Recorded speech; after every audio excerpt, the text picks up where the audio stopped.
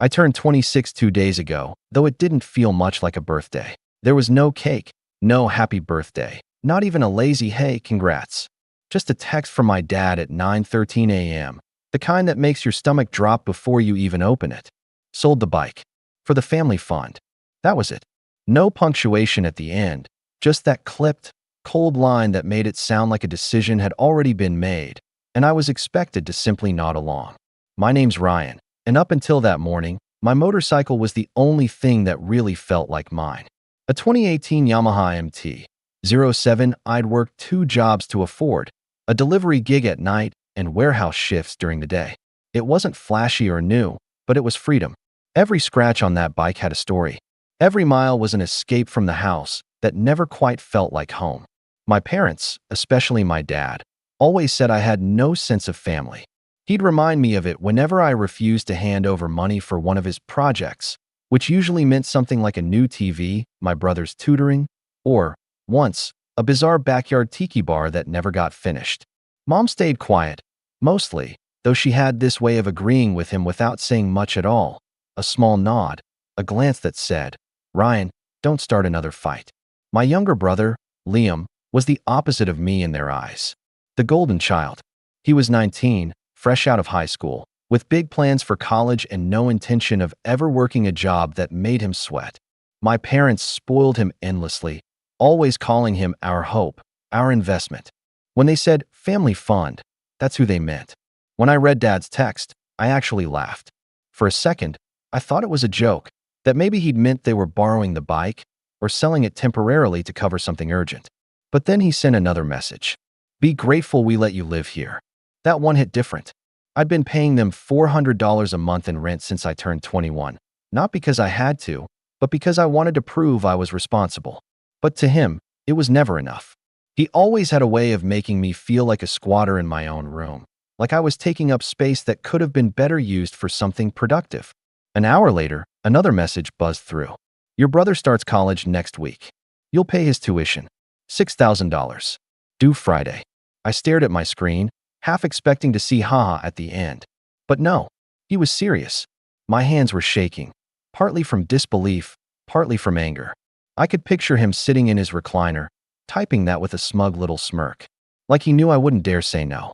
I replied, "No, just that." One word. A few seconds passed. Then the typing bubbles appeared. "Then get out." No hesitation. No discussion. Just exile, handed out like a parking ticket. That was it. The line that finally broke whatever thread of loyalty I still had left. I remember sitting on my bed for a while, staring at the wall, hearing Liam in the next room laughing at something on his computer. I could hear Dad's voice downstairs too, muffled but sharp, probably bragging to Mom about teaching me a lesson. For years, I'd taken it. Every guilt trip, every lecture, every time they used my paycheck to help the family. But this? Selling my bike, the one thing that actually gave me peace, and then demanding I pay tuition for someone who'd never even thanked me for buying groceries? That was too far. I didn't argue. I didn't yell. I just got up, packed a bag, and decided that would be the last night I ever slept under that roof. It's strange how quiet anger can be when it settles. There was no dramatic storming out, no slammed doors. Just silence, the kind that fills every corner of your chest until it's hard to breathe. I spent the rest of that day pretending everything was fine. I had dinner with them, spaghetti and cheap wine, same as always. Dad talked about how Liam's future was a family effort and how sometimes sacrifices have to be made. He didn't even look at me when he said it. Mom nodded along. "Your brother's working so hard," she said softly. "You'll understand one day." "Sure," I said, my voice calm. "One day." Liam grinned across the table. "Hey, maybe when I graduate, I'll buy you a new bike." That line stuck with me. The way he said it, half joking, half condescending, made me want to laugh and throw my fork at him at the same time. After dinner, I helped clean up. I even thanked Mom for the meal. And when everyone went to bed, I stayed awake, sitting on the edge of my bed with my bag packed. My mind wasn't on leaving, it was on what they'd taken from me. See, the motorcycle wasn't just transportation. It was a symbol of every ounce of independence I'd scraped together since turning 18. I'd bought it the same year I almost got evicted from my old apartment. I'd worked through nights of exhaustion, saving penny by penny, just to hear that engine come to life. to feel free. And they'd sold it, just like that. No permission, no discussion, no apology. So yeah, I left that night. Quietly, calmly, but not before stopping by the garage. That's where it had always been, covered in a tarp, tools neatly hung on the wall beside it. My dad always liked to call the garage his domain, even though I was the one who'd organized everything. He'd spend hours in there tinkering with his so-called projects, most of which were half-baked ideas that ended up as rusted piles of parts. I stood there for a while, looking around. The smell of oil and dust brought back memories. The nights I'd stayed up working on that bike after everyone went to bed. The times I'd taken Liam for rides even though he mocked it. Too loud, he'd said once. Too small. I almost smiled thinking about it. That's when I decided I wasn't leaving empty-handed. Or rather, I wasn't leaving quietly in the way they expected. The details of what I did next don't matter yet. Not here, not now. Let's just say I made sure that by the time the sun came up, they'd remember the day they sold something that wasn't theirs. I walked out at 2:43 a.m., bag slung over my shoulder, hoodie zipped up, and didn't look back. The streets were empty, and the air felt cleaner than it had in years. By sunrise, I was sitting in a small diner outside of town, drinking burnt coffee and scrolling through listings for cheap rooms. That's when my phone started buzzing, one call after another. Mom, then Liam, then Dad. I didn't answer any of them, but I did glance at the notifications piling up, the texts, the voicemails, the group chat blowing up. And that's when I saw it. A picture, sent by Liam. No caption, just a photo from the driveway. Dad standing there in disbelief, Mom crying beside him, and behind them, the garage, door wide open. Something had changed. Something they'd depended on gone. I stared at that photo for a long time, coffee cooling in my hands, wondering if they finally understood what family fund really meant. Because for the first time in years, I didn't feel powerless. I felt calm, almost free again. And that was only the beginning. I didn't answer their calls that morning. Not a single one. But I watched the messages come in like a storm. At first, they were frantic. Ryan, where are you? And please come home. Your father's upset. Then they turned sharp. What did you do? You'd better come back here right now. And finally, cold silence. The kind of silence that always meant they were regrouping, rewriting the story to make me the villain again. I rented a room that day in a small house on the edge of town. It wasn't much, one creaky bed, thin walls, and a view of a gas station parking lot. But it was mine. My own key. My own lock. The first night, I slept better than I had in years. The next morning, though, reality set in. My life was suddenly mine, but my bank account had taken a hit. I had about $1,300 left after paying rent and deposits. Enough for groceries, barely enough for a few weeks of breathing room. Still, I figured it was worth it if it meant never again hearing my father say, "My roof, my rules." By the end of that week, I had my first visit. It was Saturday morning. I was sitting at the small kitchen table drinking instant coffee when I heard a knock. Slow, deliberate, like whoever it was wanted me to feel it. When I opened the door, there was Liam, standing there in his designer hoodie, earbuds in, hands stuffed in his pockets like he owned the place. "Wow," he said, looking around the small space. "So this is where you ran off to?" "Yeah," I said, stepping aside. "What do you want?" He walked in without being invited, looking at the cracked walls and mismatched furniture like he'd just walked into a crime scene. "Dad sent me," he said finally. "He wants to talk. He's furious." "About what?" I asked. "Selling something that wasn't his." Liam scoffed. "You know, you really don't have to make everything about yourself. That bike was just sitting there collecting dust. He said you barely used it anymore." My jaw tightened. "It was mine, Liam. I bought it with my money. And he sold it. He said you owe the family after all they've done for you." He looked me dead in the eyes. "You've been living there rent-free for years." I actually laughed. "Rent-free? I've been paying $400 a month for 5 years." "Yeah, but that's nothing compared to what Mom and Dad spend on you," he said casually, as if he'd rehearsed the line. "Groceries, utilities, you know, basic stuff." I stared at him, realizing this wasn't even his idea. It was Dad's voice coming through him. "So what's the point of this visit, Liam?" He shrugged. "Dad says if you apologize and pay half of my tuition, he'll forgive you. But you have to move your stuff out of the garage first." That made me pause. "What's in the garage?" He shifted, suddenly uncomfortable. "You know what?" I didn't answer. I just watched him squirm, knowing he'd seen it, what I'd left behind. He started heading for the door. Anyway, think about it, he said. You owe him that much. I don't owe him anything, I said quietly. He turned, smirking. Yeah, you do. You owe all of us. Then he left. That was the first real sign that things were shifting, that whatever control they'd had over me, it was starting to slip. But I also knew my father wouldn't stop there. He'd find another way to twist the situation, to make it look like I'd wronged them. He always did. By Monday, he proved me right. I was at work when I got a message from my boss asking me to step into his office. My stomach dropped before I even opened the door. My dad had shown up at my job before, once to talk some sense into me, once to ask for a loan. Both times had ended in embarrassment. My boss, a kind but no-nonsense guy named Evan, gave me a look I'll never forget. Ryan, he said carefully, someone called this morning claiming to be your father. Said you stole from him. I froze. What? Evan sighed. He said you took something from his garage, something worth a lot of money. He didn't say what exactly, but he wanted us to verify your employment and salary. I hung up immediately. I felt heat rise to my face. I didn't take anything. He sold my motorcycle without asking. That's what this is about. Evan nodded slowly. I figured it was personal drama. Just handle it. I don't want this interfering with your work, all right? I thanked him, but inside, I was fuming. My dad wasn't just angry. He was trying to ruin me. And the worst part? I knew exactly why. Control. That's all it had ever been about. My independence was a threat to him.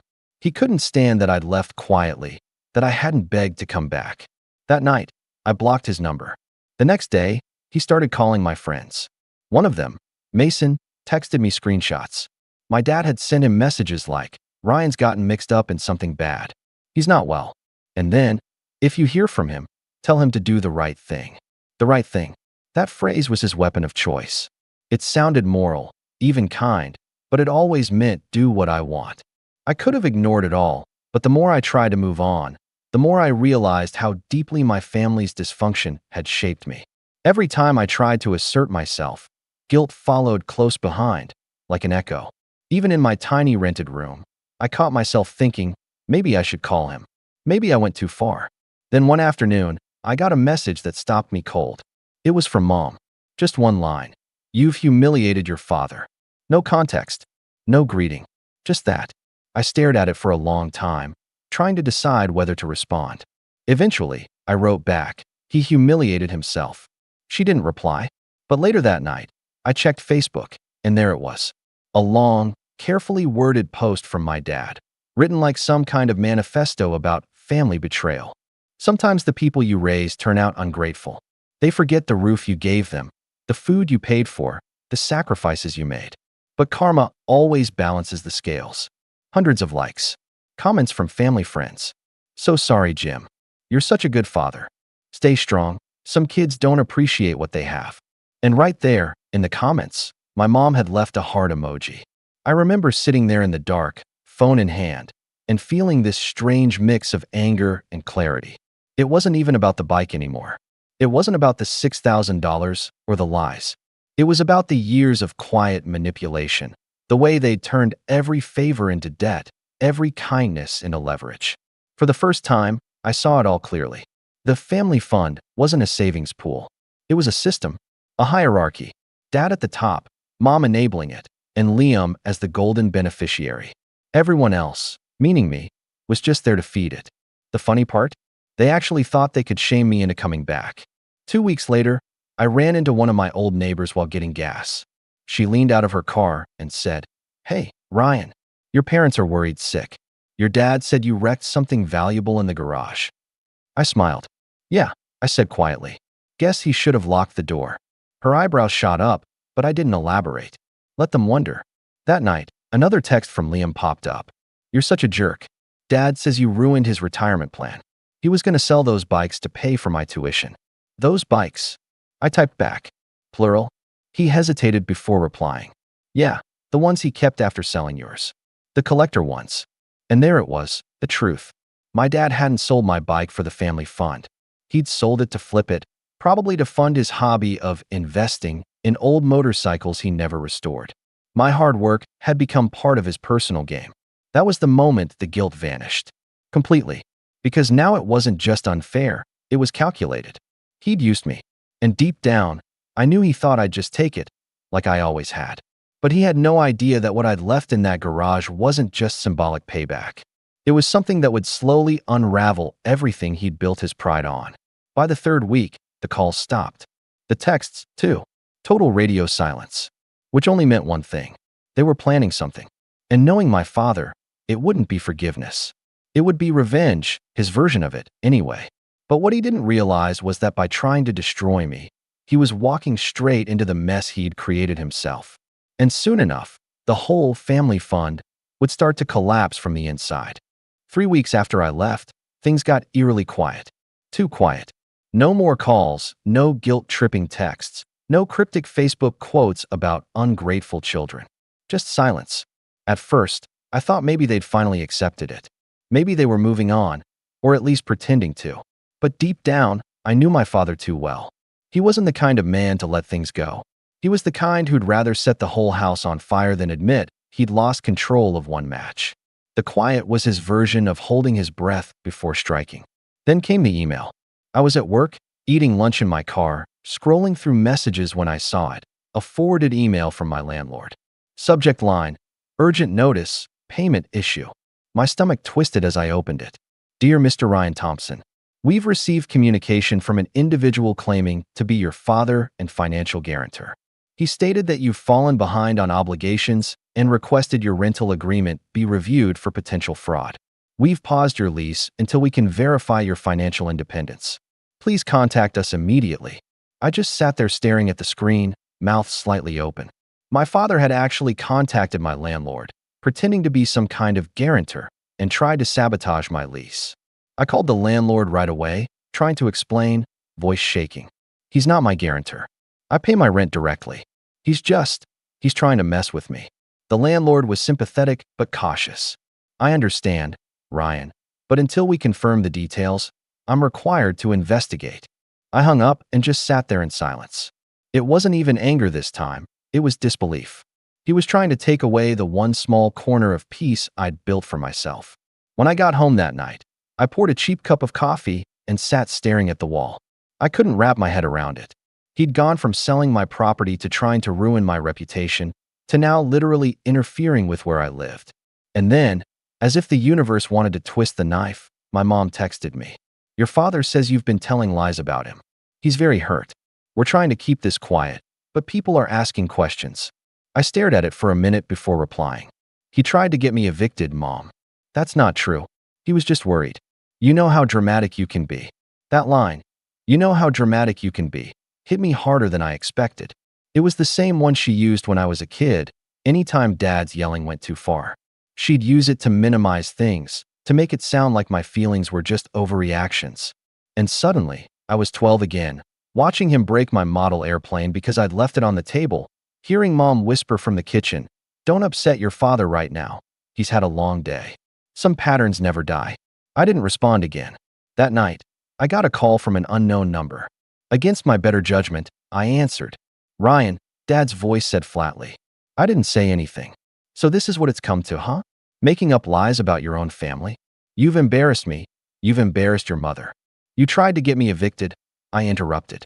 I tried to help your landlord understand what kind of person you really are, he snapped. You're reckless. Irresponsible. I'm tired of cleaning up your messes. My messes? I laughed quietly. You sold my motorcycle, Dad.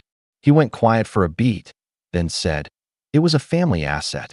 You never would have bought that bike without living under my roof. You owe this family more than you realize. There it was again. The word owe. His favorite currency. I don't owe you anything, I said. Not anymore. His tone turned icy. Then don't come crawling back when you realize you made a mistake. I won't, I said and hung up. But that call, that conversation, felt like more than just an argument. It was a fracture, a final break, and then the real betrayal hit. 2 days later, I got a call from my bank. They'd flagged unusual activity on my account. I pulled up the app and froze. Nearly $1,200 was gone. A transfer to Family Fund LLC. My hands started trembling. It was the same fake fund Dad had opened years ago, back when he used to guilt me into contributing. I'd forgotten all about it, but I'd never closed the linked account. He must have still had access from when I gave him my login years ago to help set up my savings. That was the moment everything changed. I drove straight to the bank, sat with the manager, and explained everything. They froze the account immediately, opened a fraud report, and said they'd contact me once they'd traced the withdrawal. But sitting in that cold office, filling out forms while the manager politely pretended not to judge me, I felt something snap inside. It wasn't sadness. It wasn't even anger anymore. It was the realization that my father wasn't just manipulative. He was predatory. And I had let him be. I went home, turned off my phone, and sat in the dark. I kept hearing his voice in my head, that smug tone he used when he thought he'd won. Family comes first, Ryan. You'll understand one day. For years, I told myself that walking away would hurt them more than anything I could say. But I was wrong. They didn't feel hurt. They felt challenged. And people like my father didn't lose gracefully. That night, I logged into every account I had and changed my passwords. I called my HR department and told them not to release my employment details to anyone. I even froze my credit, just in case he tried something worse. It felt paranoid, but with him, paranoia was just self-preservation.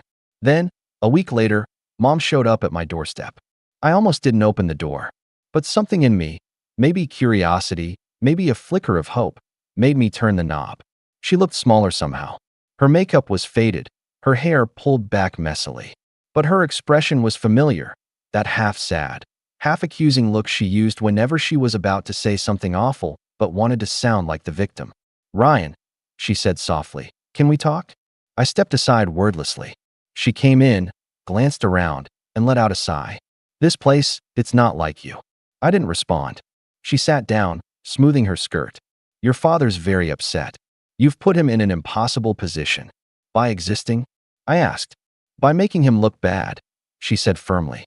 "People are talking. Your uncle called. The church asked why you left so suddenly. Your father's reputation is." "His reputation?" I cut in. "He stole from me, Mom." Her lips tightened. "He borrowed what he was owed. Do you even hear yourself?" She flinched slightly, but didn't back down. "Ryan, you've always been so stubborn. Your father just wants what's best for this family. Selling my bike? Draining my account? That's his idea of what's best." She looked down. "You embarrassed him, Ryan. After everything he's done." I laughed bitterly. "After everything he's taken, you mean?" Her eyes filled with tears. "You don't understand how hard it is for him. He's under pressure. The retirement plan." There it was again. Retirement plan. What about it? I asked carefully. She hesitated. He was counting on those sales. The bikes, the fund, everything was supposed to set him and me up for when he retires. But now, she trailed off, her voice trembling. "Now he says you ruined it." I stared at her, trying to decide if she actually believed that or if she was just too deep in his shadow to see straight. "Mom," I said quietly, "you do realize everything he's using was built off my money, right? He sold what was mine. He drained what was mine. That's not a retirement plan. That's theft." She stood, straightening her jacket. "I'm sorry you see it that way," she said stiffly. "But your father's heart is broken. You're his son, Ryan. You were supposed to help, not destroy." I almost laughed again, but it caught in my throat. "Destroy?" She walked to the door, pausing before leaving. "If you don't make this right," she said quietly, "there won't be a family left to come back to." And then she was gone. I stood there for a long time after the door closed, staring at the empty spot she'd been standing in. My hands were shaking, but not from anger this time, from grief. Not the kind you feel when someone dies, but the kind you feel when you finally accept that the people you grew up loving are never going to be who you needed them to be. That was the real betrayal. Not the stolen money, not the sold bike, not even the manipulation. It was realizing that my family, my own family, saw me not as a son, but as a resource, a tool to be used, guilt, and discarded. And as much as it hurt, it was also clarifying. Because when someone shows you who they are that clearly, you stop trying to fix them. You start planning. You start preparing. And in my case, I started realizing that what I'd left in that garage wasn't just symbolic revenge anymore. It was the opening move in a much bigger game, one they'd never see coming. After Mom left that day, the silence in my little rented room felt heavier than usual. I remember sitting at the edge of the bed, staring at the floorboards for what must have been hours. Her words replayed over and over in my head. "If you don't make this right, there won't be a family left to come back to." It wasn't even the threat that stung. It was how she said make this right, like I was the one who broke something. Like the years of their manipulation, their greed, their emotional blackmail meant nothing because in their minds, I was the one who walked away. That was the first night I truly felt alone. Not the quiet kind of alone, but the kind that seeps into your bones. I didn't have anyone to call. Most of my friends were still connected to my family in one way or another. Neighbors, childhood friends, even coworkers who knew my dad from around town. If I told them what was really going on, they'd probably just say something like, "He's your dad, Ryan." Family's family. But family had stopped feeling like home a long time ago. Still, the days that followed were rough. I'd wake up with this gnawing ache in my chest, half expecting another message, another blow. Even when my phone stayed quiet, the weight of it never left. It's strange how you can cut contact with someone and still feel like they're right there, like a ghost hovering just over your shoulder. Work helped, at least for a while. I'd throw myself into shifts, staying late just to avoid going back to that empty room. My boss, Evan, didn't say much after the whole "your dad called the office" thing, but he gave me this look sometimes, half pity, half concern. I knew he meant well, but I hated it. I didn't want pity. I just wanted distance. But even that got harder to hold on to. Because the universe, or maybe my dad's persistence, had other plans. It started with whispers. People at work started asking questions in that roundabout, polite way. "Hey, Ryan, everything good at home? Heard your dad's having a rough time, man." Something about a business issue. I brushed them off, but deep down, I knew what it was. He was spreading stories again. The same way he always did when he wanted control, by shaping the narrative first. One day, I overheard two coworkers talking near the vending machine. They didn't know I was around the corner. "His dad said he stole money," one whispered. "Like actual theft." "No way," the other said. "Ryan? He's quiet, not that type." Well, you didn't hear it from me, but apparently there's police involved. There weren't. Not yet, anyway. But the damage was done. I went home that night with my hands shaking so hard I could barely unlock the door. I'd worked so hard to keep my life separate from theirs, to start fresh, but they always found a way to drag me back into their orbit. And just when I thought it couldn't get worse, it did. A few days later, I got a letter in the mail from my bank. The fraud claim I'd filed. Remember, the $1,200 transfer to Family Fund LLC had been denied. Insufficient evidence, it said. Apparently, since the account was linked to my father's name years ago, they couldn't verify it was unauthorized. It felt like someone had punched the air out of my lungs. That money wasn't a lot in the grand scheme of things, but it was all I had left of my savings. I'd been holding onto that account since I was 20, something to fall back on if life got rough. Now it was gone, and the system had basically told me, "Too bad, your fault for trusting him." That night, I didn't eat. I didn't even turn on the lights. I just sat there, staring at the dark window, thinking about how easily they'd stripped everything from me. My bike, my money, my reputation. It wasn't even about the things themselves anymore. It was the pattern. Every time I tried to move forward, they found a way to pull me back. And the scariest part? A small, ugly part of me still wanted their approval. Still wanted to fix it. I thought about calling Mom. Not to apologize, but just to hear her voice. To see if there was even a shred of her that still saw me as her son and not a problem to manage. But I didn't. Because I knew how that call would go. She'd sound tired, maybe sad. Then she'd say something like, "Your father just wants what's best for everyone, Ryan. Can't you see that?" So instead, I started walking at night. Long walks, sometimes for hours. It helped to think when I was moving. I'd walk past the old neighborhoods, the diners we used to visit when I was a kid, even past the road that led toward their house. I never went all the way down it, but I'd stop at the bend where you could just barely see the roof line of our old place through the trees. The garage light was always on. Always. It was like some kind of beacon, or maybe a warning. One night, around midnight, I saw a movement there. Two figures in the driveway.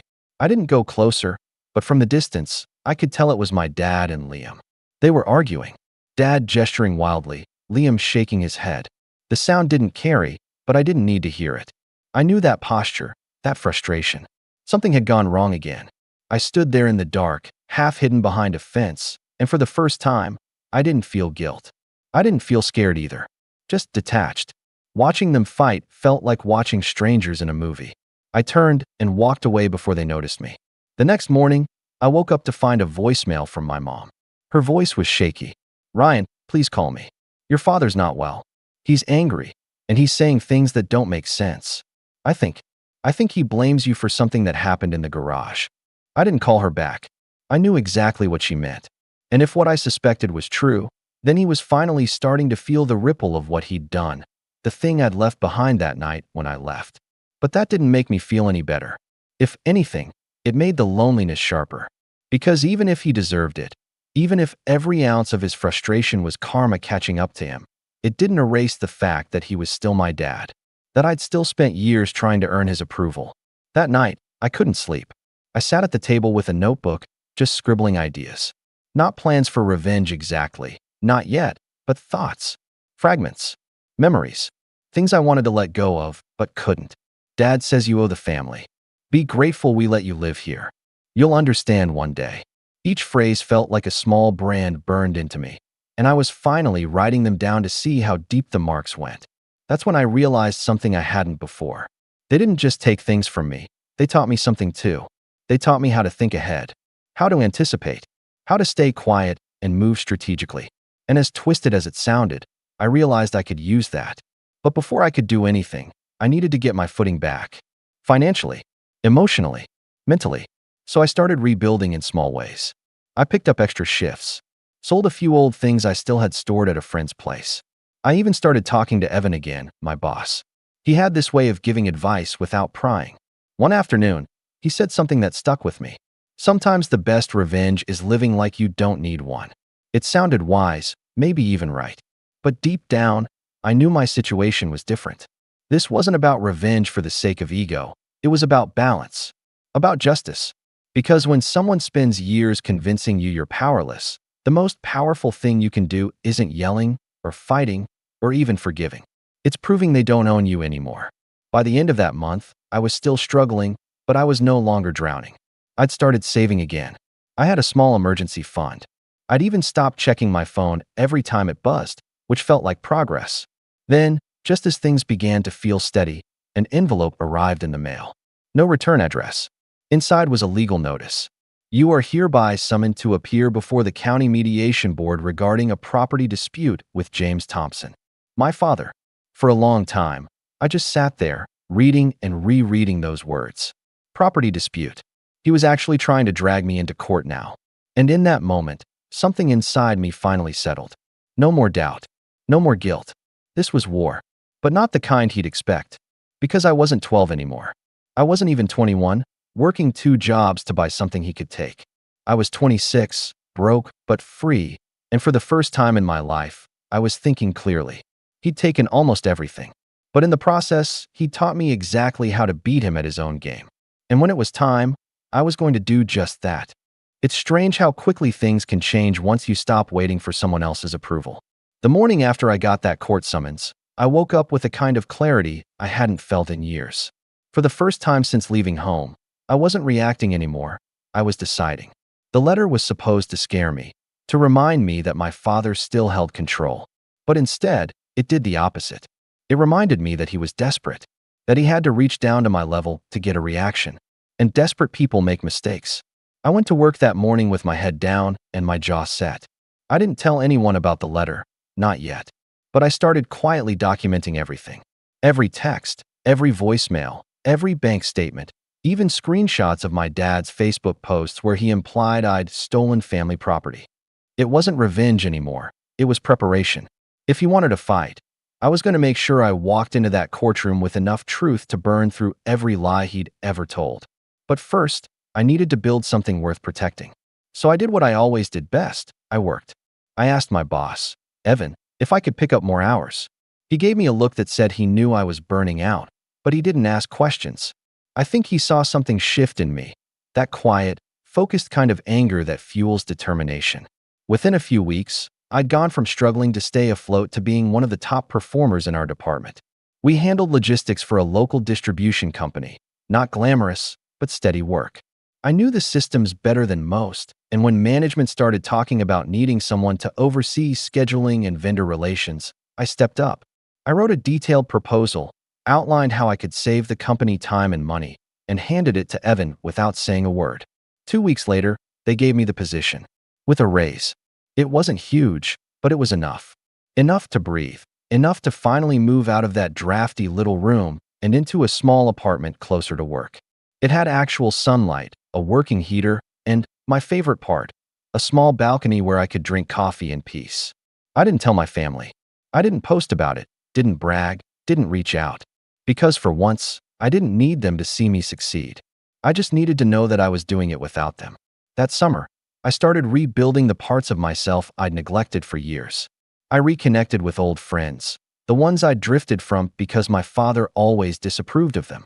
I started going on weekend rides again, borrowing a friend's old motorcycle until I could afford my own. It felt like reclaiming oxygen. And the more distance I put between myself and that house, the clearer everything became. The guilt faded. The self-doubt turned into something quieter, not bitterness, but awareness. I started therapy too. It wasn't easy at first. Sitting across from a stranger and explaining that your father treated love like a ledger isn't exactly comfortable. But my therapist, a calm woman named Laura, helped me see things I hadn't before. Your father didn't just want obedience, she said once. He wanted dependency. He made sure you believed you couldn't exist without his approval. It hit me harder than I expected. For years, every achievement I'd made, graduating, saving money, buying that motorcycle, he'd found a way to twist it. Wouldn't have been possible without me, he'd say. You should thank your old man for teaching you responsibility. Now I was finally living proof that he was wrong. But success didn't erase the pain overnight. It just gave it shape, something I could hold and study instead of being crushed by. And quietly, beneath all that growth, I was still planning. See, the court summons hadn't gone away. I'd filed a response, denying his claims, and the mediation hearing was scheduled for late fall. I didn't have a lawyer yet, couldn't afford one, but I was learning fast. I spent evenings reading up on property laws, fraud cases, even the state's rules about unauthorized account access. Every night, I'd find something new that made my father's so-called case look thinner and thinner. The thing about people like him is they never expect you to fight back. They think they've broken you for good. They underestimate the quiet. Around that time, something unexpected happened. I got an email from a man named Brian. He ran a local motorcycle restoration shop. Said he'd heard from one of my coworkers that I used to ride and might be good with engines. I almost didn't reply. I was too busy with work, but something about it pulled me in. So I visited his shop that weekend. It was small, cluttered, and smelled like oil and old rubber, but I loved it instantly. Brian was the kind of guy my dad would have hated, tattooed, blunt, with a dry sense of humor. He reminded me what it felt like to talk to someone who didn't judge me. Within minutes, we were talking shop, Yamaha, Honda, Kawasaki, you name it. When I mentioned I used to own an MT-07, he raised an eyebrow. Used to. I hesitated, then said simply, family drama. He nodded like he understood without needing details. You want work? It started as weekend help, cleaning parts, handling small tune-ups. But after a few months, he started teaching me more hands-on stuff. Rebuilds, diagnostics, restorations. It wasn't about money at first. It was about learning again, about building something with my own hands. By the time fall rolled around, I was earning steady pay from both jobs. My savings were growing again. I'd even started thinking about buying another bike. One evening, I stayed late at the shop, wiping grease off my hands when Brian walked over. You've got a knack for this, he said. Ever think about doing it full-time? I laughed. You couldn't pay me enough to leave my stable job. He smirked. Yeah, that's what everyone says, until they start making money doing what they actually love. I thought about that all the way home, because for the first time, I realized he was right. I did love it. Working on bikes gave me something I hadn't felt in years, control. Not the controlling kind my father thrived on, but the quiet satisfaction of fixing something broken and making it better than before. It was poetic in a way. By November, life looked nothing like it had 6 months earlier. I'd gone from being a financially drained, emotionally bruised mess to someone stable, independent, maybe even proud. And that's when I got the second letter. This one wasn't a threat, it was an update. The mediation date was officially set. My father had filed a formal claim stating that I'd sabotaged property and stolen assets belonging to the Thompson family trust. The irony made me laugh out loud. The family trust didn't even exist. It was just another one of his control tactics. A fake structure he'd built to make his finances sound more legitimate. But I wasn't going to point that out just yet. I wanted him to think I was unprepared, that I'd walk into that hearing like the same naive kid he used to scold in the garage. In reality, I was building something of my own. Because what my father didn't know was that while he'd been busy twisting lies about me, I'd been quietly uncovering his truth. Remember the garage? The retirement plan? The collector motorcycles he'd been bragging about for years? Turns out, most of them were never actually paid for. He'd been borrowing them from sellers, promising to flip and return profits, but instead pocketing the money and ghosting them. And when I left that night, when I said I'd left something behind, I'd made sure to document everything. Every serial number, every fraudulent listing, every email he'd ever sent me about those bikes. I hadn't destroyed his retirement plan that night. I'd exposed it. And now, with my own life finally on solid ground, I knew exactly how to use it. But before I made my move, I needed to be patient. I needed to make sure I was strong enough, emotionally, financially, and legally, to withstand whatever chaos came next. So I kept working, kept saving, kept living. And the more I built, the smaller his shadow became. It's funny, for most of my life, I thought power meant control. That's how my father defined it. But standing there one evening in the garage at Brian's shop, hands covered in grease, music humming low in the background, I realized power wasn't about controlling anyone. It was about knowing no one could control you. And I wasn't done yet. Because the next time my father saw me, I wasn't going to be the quiet, apologetic son he could guilt into obedience. I was going to be the man who finally reminded him that every debt comes due eventually, even the ones you think you buried under family loyalty. By the time winter came around, I was a different person. My hands were calloused, my savings account was solid, and for the first time in my life, I didn't flinch when my phone buzzed. It had been almost 6 months since I walked out of that house. 6 months since my father sold my bike, drained my account, and tried to ruin my name. But now, I was the one holding the strings, and he didn't even know it yet. The court date for mediation was 2 weeks away. I'd kept my response minimal, calm, factual, unemotional. Everything I'd learned from years of watching him manipulate people. The goal wasn't to out-yell him. It was to let him dig his own grave while I quietly handed the shovel. But the real setup had started long before the court papers ever arrived. See, that night I left, when I said I'd left something behind in the garage, I hadn't destroyed anything. I documented everything.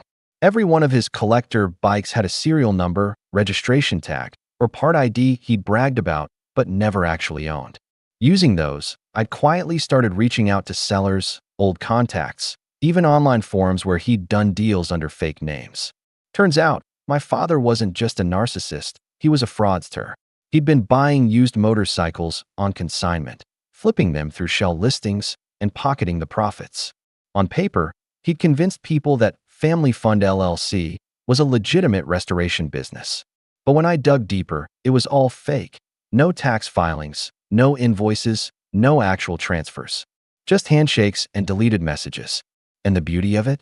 He'd left a trail. Because control freaks always do. Every deal, every fake sale, every message he sent me bragging about investment opportunities, it was all sitting in my old email backups. I'd kept them without thinking, but now they were gold. Still, I wasn't going to expose him yet. I wanted the timing to be perfect, right when he was most confident, when he thought I was broken. The chance came sooner than I expected. One cold Thursday night, Brian, the shop owner, tossed me his phone. "You might want to see this," he said. It was a Facebook post. My dad, smiling proudly next to Liam, standing in the same garage I'd grown up in. Behind them were 2 motorcycles, freshly polished. The caption read, "The Thompson legacy continues. Big sales coming up this month. Hard work and family loyalty always pay off." That word, loyalty, made me laugh. Because those bikes? I recognized them immediately. One of them was stolen. I knew it because the original owner, a guy named Carl, had emailed me back weeks ago asking if I knew where it went. My father had never returned it after a temporary loan for repairs. So I called Carl. I explained who I was, what had happened, and what my father was doing. He went silent for a long moment before saying, "You're telling me Jim Thompson's still running bikes through that LLC?" "Still," I repeated. He sighed. "Kid, your dad's been on thin ice for years. Half the people in our community know he's been running side scams. Nobody ever pressed it because he's charming when he wants to be, but that charm runs out fast. That's when I realized just how deep his mess went. So I made a deal with Carl. I sent him the photo, the documentation, everything. In return, he gave me what I needed: proof of ownership and transaction records that directly tied the stolen bikes to Family Fund LLC. And just like that, my father's retirement plan turned into a time bomb. Still, I waited. I didn't want to strike out of anger. I wanted to make sure it would stick, legally, publicly, and permanently. I spent the next week organizing everything. I built a clean digital folder with timestamps, bank transfers, screenshots, and even audio clips, because, lucky me, my dad loved leaving long voicemail rants. In one of them, he said the words that would become my ace in the hole. That money was mine to use. I built that fund. If I take from it, I'm just reclaiming what's owed. He'd admitted it. The fund wasn't real. Meanwhile, he had no idea I'd quietly found representation. Brian's cousin, an attorney who handled fraud and small business disputes, agreed to represent me pro bono after I showed him the evidence. "You're sitting on a powder keg," he said. "Let's make sure when it goes off, you're standing far enough back to enjoy the view." 2 nights before the mediation, I got another text from my mom. "Your father's looking forward to seeing you. He just wants to talk." I stared at it for a minute, then replied, "He'll get his chance." The morning of the hearing, I wore the same old gray jacket I'd had for years. Nothing fancy. I wanted to look humble, quiet, forgettable. My father, on the other hand, arrived in a tailored suit with Liam in tow, both of them grinning like they were about to collect a prize. He didn't even acknowledge me at first, just shook the mediator's hand and launched into his performance. "Ryan's been unstable for years," he said smoothly. "He took things from my property, destroyed family assets, and cost us significant financial damage. This isn't about money, it's about accountability." I said nothing. He kept going, voice rising, weaving half-truths with perfect confidence. I'd seen it 100 times before. The same tone he used to win arguments at family dinners, to humiliate me in front of relatives. When it was finally my turn, I didn't raise my voice. I just handed the mediator a folder. Inside was everything: proof of the fake LLC, the fraudulent listings, the unauthorized transfer from my account, and the messages where he'd confessed. The mediator went quiet. My father frowned, trying to peek at the papers. "Mr. Thompson," the mediator said after a long pause, "did you establish Family Fund LLC as a legal business entity?" Dad shifted. "Of course I did." "Because," she said, flipping through the pages, "according to these documents, there are no filings, no tax records, and multiple complaints from sellers about missing vehicles." Liam turned pale. I didn't gloat. I just sat there, hands folded, as the silence stretched. The mediator finally sighed. "Given these findings, I'm recommending this case be escalated for investigation. Mr. Thompson, I suggest you refrain from further contact with your son until legal matters are resolved." That's when my dad finally looked at me. Really looked. His expression wasn't anger this time. It was fear. And I'll admit, it felt good. Not because I wanted to see him hurt, but because it was the first time in my life he'd been forced to face consequences. When the session ended, Mom tried to approach me in the hallway. "Ryan, please." I stopped her gently. "Mom, I'm done trying to fix what he breaks." Her eyes filled with tears, but I could tell she still didn't get it. She wasn't crying for me. She was crying for him. I walked past them both without another word. That night, I drove to the shop. Brian was still there, cleaning up. He looked up when I walked in. "Well, it's over," I said. He grinned. "You sure?" I nodded. "Yeah, this time for good." A few weeks later, I heard from Carl, the guy with the stolen bike. Turns out, he and a few others had filed official reports after I sent them evidence. My father's business was now under formal investigation. I didn't celebrate. I didn't post about it. I just went to work, came home, and sat on my balcony, breathing cold winter air that didn't taste like guilt anymore. A few days after that, a package arrived at my door. No name, no return address. Inside was a small, rusted key, one I recognized instantly. It belonged to my old motorcycle lock. And underneath it, a note in my father's handwriting. "It's gone. You win." I didn't smile. I just folded the note, set it aside, and stared at the key for a long time. He finally understood what I'd been trying to tell him all along. That power isn't about control. It's about peace. And peace, finally, was mine. The fallout came fast, faster than even I expected. 3 weeks after the mediation hearing, I got an email from the county clerk's office. The investigation into Family Fund LLC had escalated into a full audit. Turns out, the documents I provided, the fake invoices, the recorded voicemail, and the transaction records had opened a bigger can of worms than anyone realized. My father wasn't just facing small claims anymore. He was facing fraud. The audit revealed he'd been running the same consignment scam for nearly 5 years, listing bikes he didn't own, flipping partial payments, even taking out a small business loan in the LLC's name and defaulting. They traced it all back to him. The shell accounts, the phony receipts, the family fund. Every bit of it. When the official notice came, I heard through a mutual contact that he'd been forced to sell nearly everything. The house, the tools, the remaining bikes, just to cover legal fees and settlements. His so-called retirement plan was gone. The empire he'd built out of manipulation and deceit had crumbled under the weight of its own lies. Mom called once, maybe 2 weeks into it. Her voice was hoarse, drained. "Ryan," she said quietly, "they're seizing the garage. The house, too." I stayed silent. He's not taking it well," she continued. "Your father hasn't been sleeping. He keeps saying it's your fault." That part didn't surprise me. Blame was the only language he'd ever known. I took a slow breath. "You do realize he did this to himself, right?" She didn't answer at first. Then, for the first time in my life, she whispered, "I know." It was such a small sentence, 3 words, but it hit harder than I expected. She knew. She always had. But for once, she admitted it out loud. When the investigation went public, people finally saw what I'd lived through for years.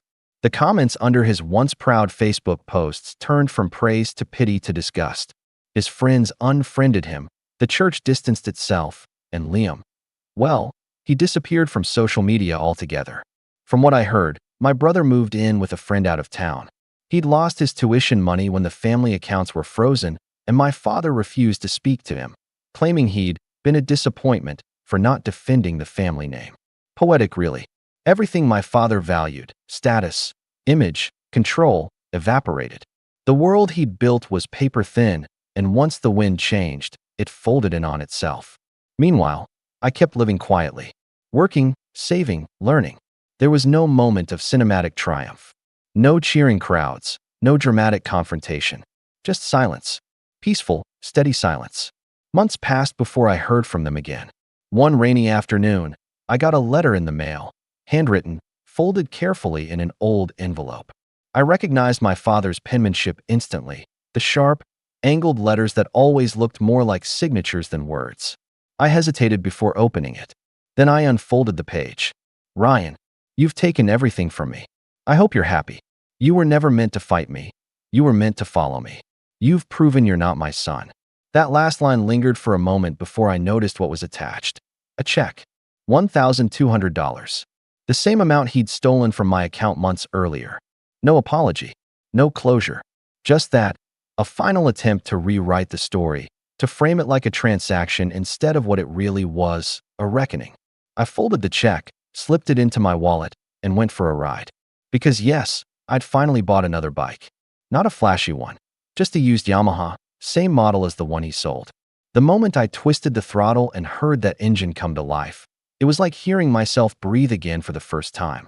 The road was empty, slick with rain, the wind cold against my face. But I didn't care. I wasn't running anymore. I wasn't chasing approval or justice or even revenge. I'd already won, not by destroying him, but by freeing myself. When I finally parked at a lookout outside town, I pulled out that check, watched it flutter in the wind, and let it go. It drifted down into the valley below, carried off by the same air that once felt heavy with his voice. Then I whispered, quietly but clearly, "Debt settled." And for the first time in 26 years, I actually meant it. I'm Kevin, 34, and if you asked anyone in my family to describe me, they'd probably call me the quiet one. Not shy, not timid, just the one who doesn't feel the need to make every dinner a stage play like the rest of them.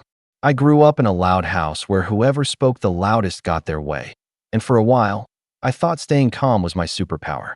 That was until last weekend, when I learned that staying calm can also make you an easy target. My parents love hosting these big family barbecues, the kind where 3 generations show up, kids run around barefoot, and my mom insists on making enough food to feed an army. I usually go because my son, Lucas, loves seeing his cousins. He's 5, curious, shy, and the kind of kid who carries his favorite toys around like little talismans.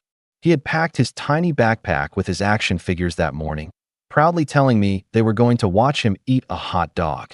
When we got there, I noticed right away that my older brother Ryan was already holding court at the grill. Ryan has always been the golden boy, big personality, easy laugh, everyone's favorite. Growing up, if he broke something, it was a funny accident.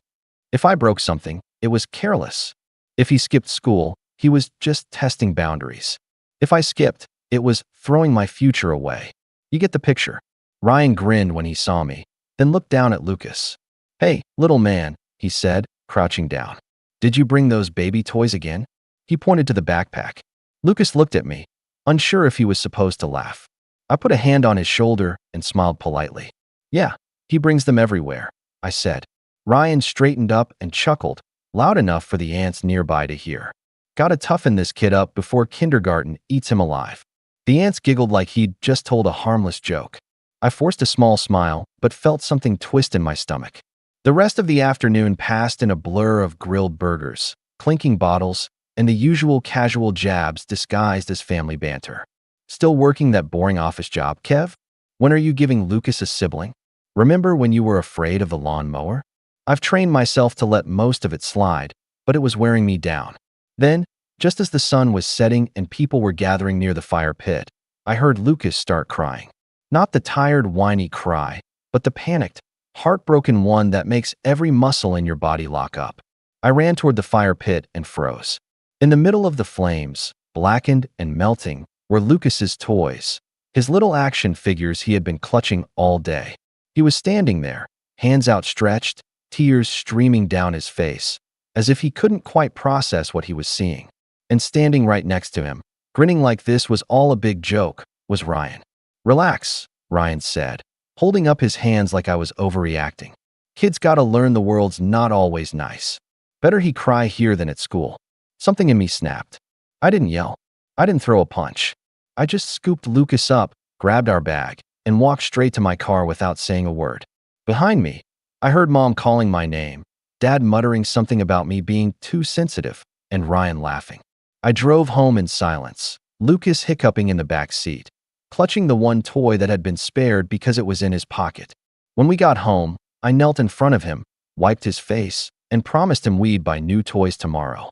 He nodded, but his little body was still shaking. That night, I lay in bed staring at the ceiling, replaying the scene over and over, feeling the anger settle into something heavier, colder. The next morning, I was making pancakes for Lucas when I heard a knock at the door. When I opened it, my dad was standing there. He didn't look angry. He looked worried. "Kevin," he said, lowering his voice like this was a secret meeting. "I need to talk to you about Ryan. It's serious." And that's when he told me something that made me put down the spatula, sit down at the table, and really listen for the first time in a long time. Dad didn't waste any time. He came in, sat down at the table like he owned the place, and folded his hands. "Look, Kevin," he started, in that voice he always uses when he thinks he's being reasonable. "Ryan's in a bit of trouble at work. Something about a client deal going wrong. His boss is talking about suspension, maybe even firing him. And, well, I know you have connections in that company." I blinked. "Wait, what? You used to work with their main supplier, right? You know people there. Maybe you could put in a good word, explain that Ryan's a good guy, just impulsive." I stared at him. There was a part of me that wanted to laugh. Yesterday, my son's toys were literally burned because my brother thought it would be character building. And today my dad was asking me to save Ryan's job. "You're serious?" I asked. Dad frowned, like my tone was the problem. "Of course I'm serious. Kevin, this is family. Ryan's always been there for you." That line was so absurd I almost choked. He's been there for me? Dad, he just burned Lucas's toys yesterday. In front of him. He made him cry for fun. Dad waved a dismissive hand. "You're still on that? Kids cry. You cried when your uncle threw your baseball glove on the roof, remember? You turned out fine. You can't shelter Lucas from everything." I felt the anger start creeping up my throat. This isn't about sheltering him. This is about basic respect. Ryan crossed a line yesterday. Dad sighed like I was being difficult. Kevin, don't make this bigger than it is. You know how Ryan is. He jokes, he pushes buttons. You've always been too sensitive about these things. There it was. The word that has been thrown at me my whole life. Sensitive. As if caring about my kids' feelings was some sort of character flaw.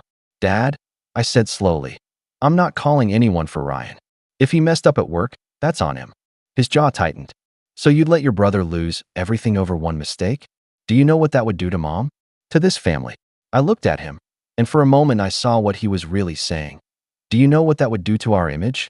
I think Ryan did this to himself, I said quietly. Dad stood up, clearly done arguing. You've always been stubborn, Kevin. I'm telling you, if Ryan goes down, this family goes down with him. Think about Lucas. Think about what you're teaching him. And then he left. That entire day felt like a slow boil.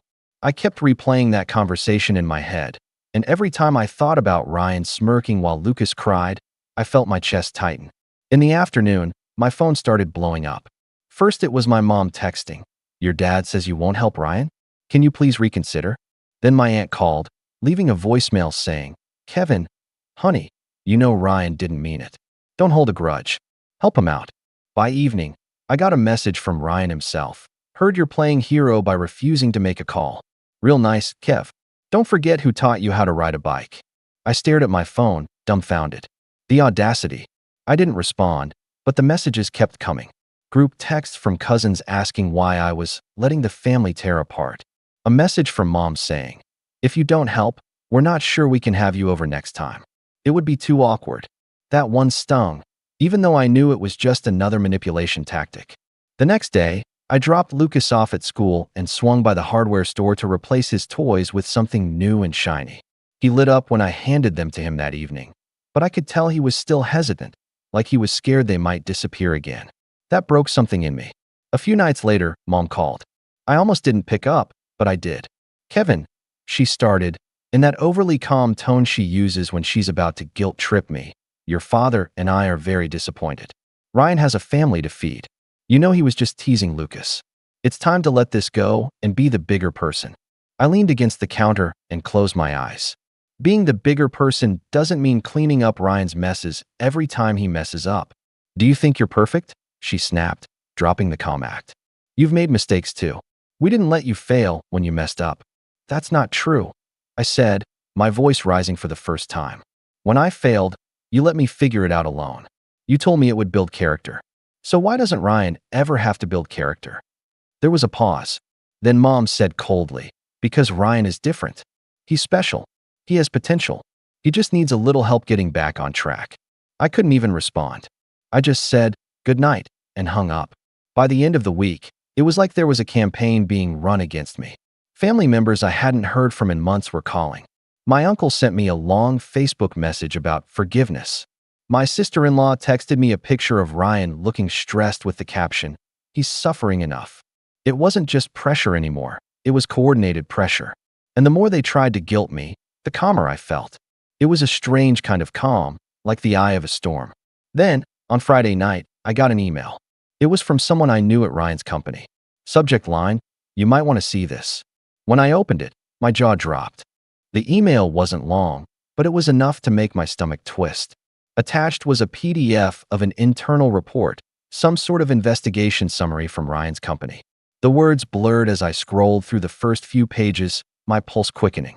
Fraudulent expense reports. Unauthorized client discounts. Using company funds for team events that didn't exist. And then I saw it, my name. Apparently, Ryan had listed me as a consultant on a fake invoice for special project analysis, which had been billed at several $1,000s. I had never done any consulting for them, never even spoken to Ryan's company except in passing. Yet there it was, black and white, my name on a fraudulent invoice he'd submitted. I sat back in my chair and felt the kind of quiet anger that doesn't let you move right away. It wasn't just that Ryan had used me to cover his tracks. It was that he had done it so casually, like my name was just another tool in his pocket. And all week long, my family had been begging me to protect him, not knowing he had already dragged me into this mess without asking. I called my contact immediately. "Where did you get this?" I asked, my voice low. It's part of the HR investigation, he said. I thought you should know because your name's on it. If this goes to court, or if they fire him with cause, your name might come up. I'd get ahead of this if I were you. After we hung up, I just sat there, staring at the screen. The anger I had been holding back all week finally broke through, but it wasn't loud, it wasn't shouting, it was cold and precise. I printed the report and put it in a folder. Then I called Mom. She answered on the second ring. Kevin, please tell me you've thought about what I said. Ryan's job. Mom, I interrupted, my voice sharp enough to make her pause. Did you know Ryan put my name on fake invoices? There was a beat of silence. What are you talking about? I explained, calmly, each detail from the report. When I finished, there was a long, stunned pause. You must be mistaken, she said finally. Ryan wouldn't do that. I have the documents, Mom. Another pause. Then, well, I'm sure there's an explanation. He probably thought you wouldn't mind. You've always helped him out. That made me laugh, a short, bitter laugh that surprised even me. Help him out? Mom, he committed fraud.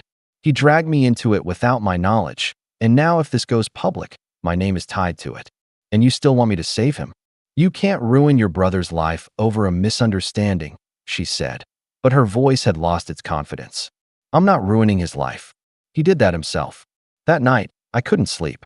Every memory of Ryan came flooding back, every joke that went too far, every time he'd gotten away with something while I was punished, every time my parents covered for him.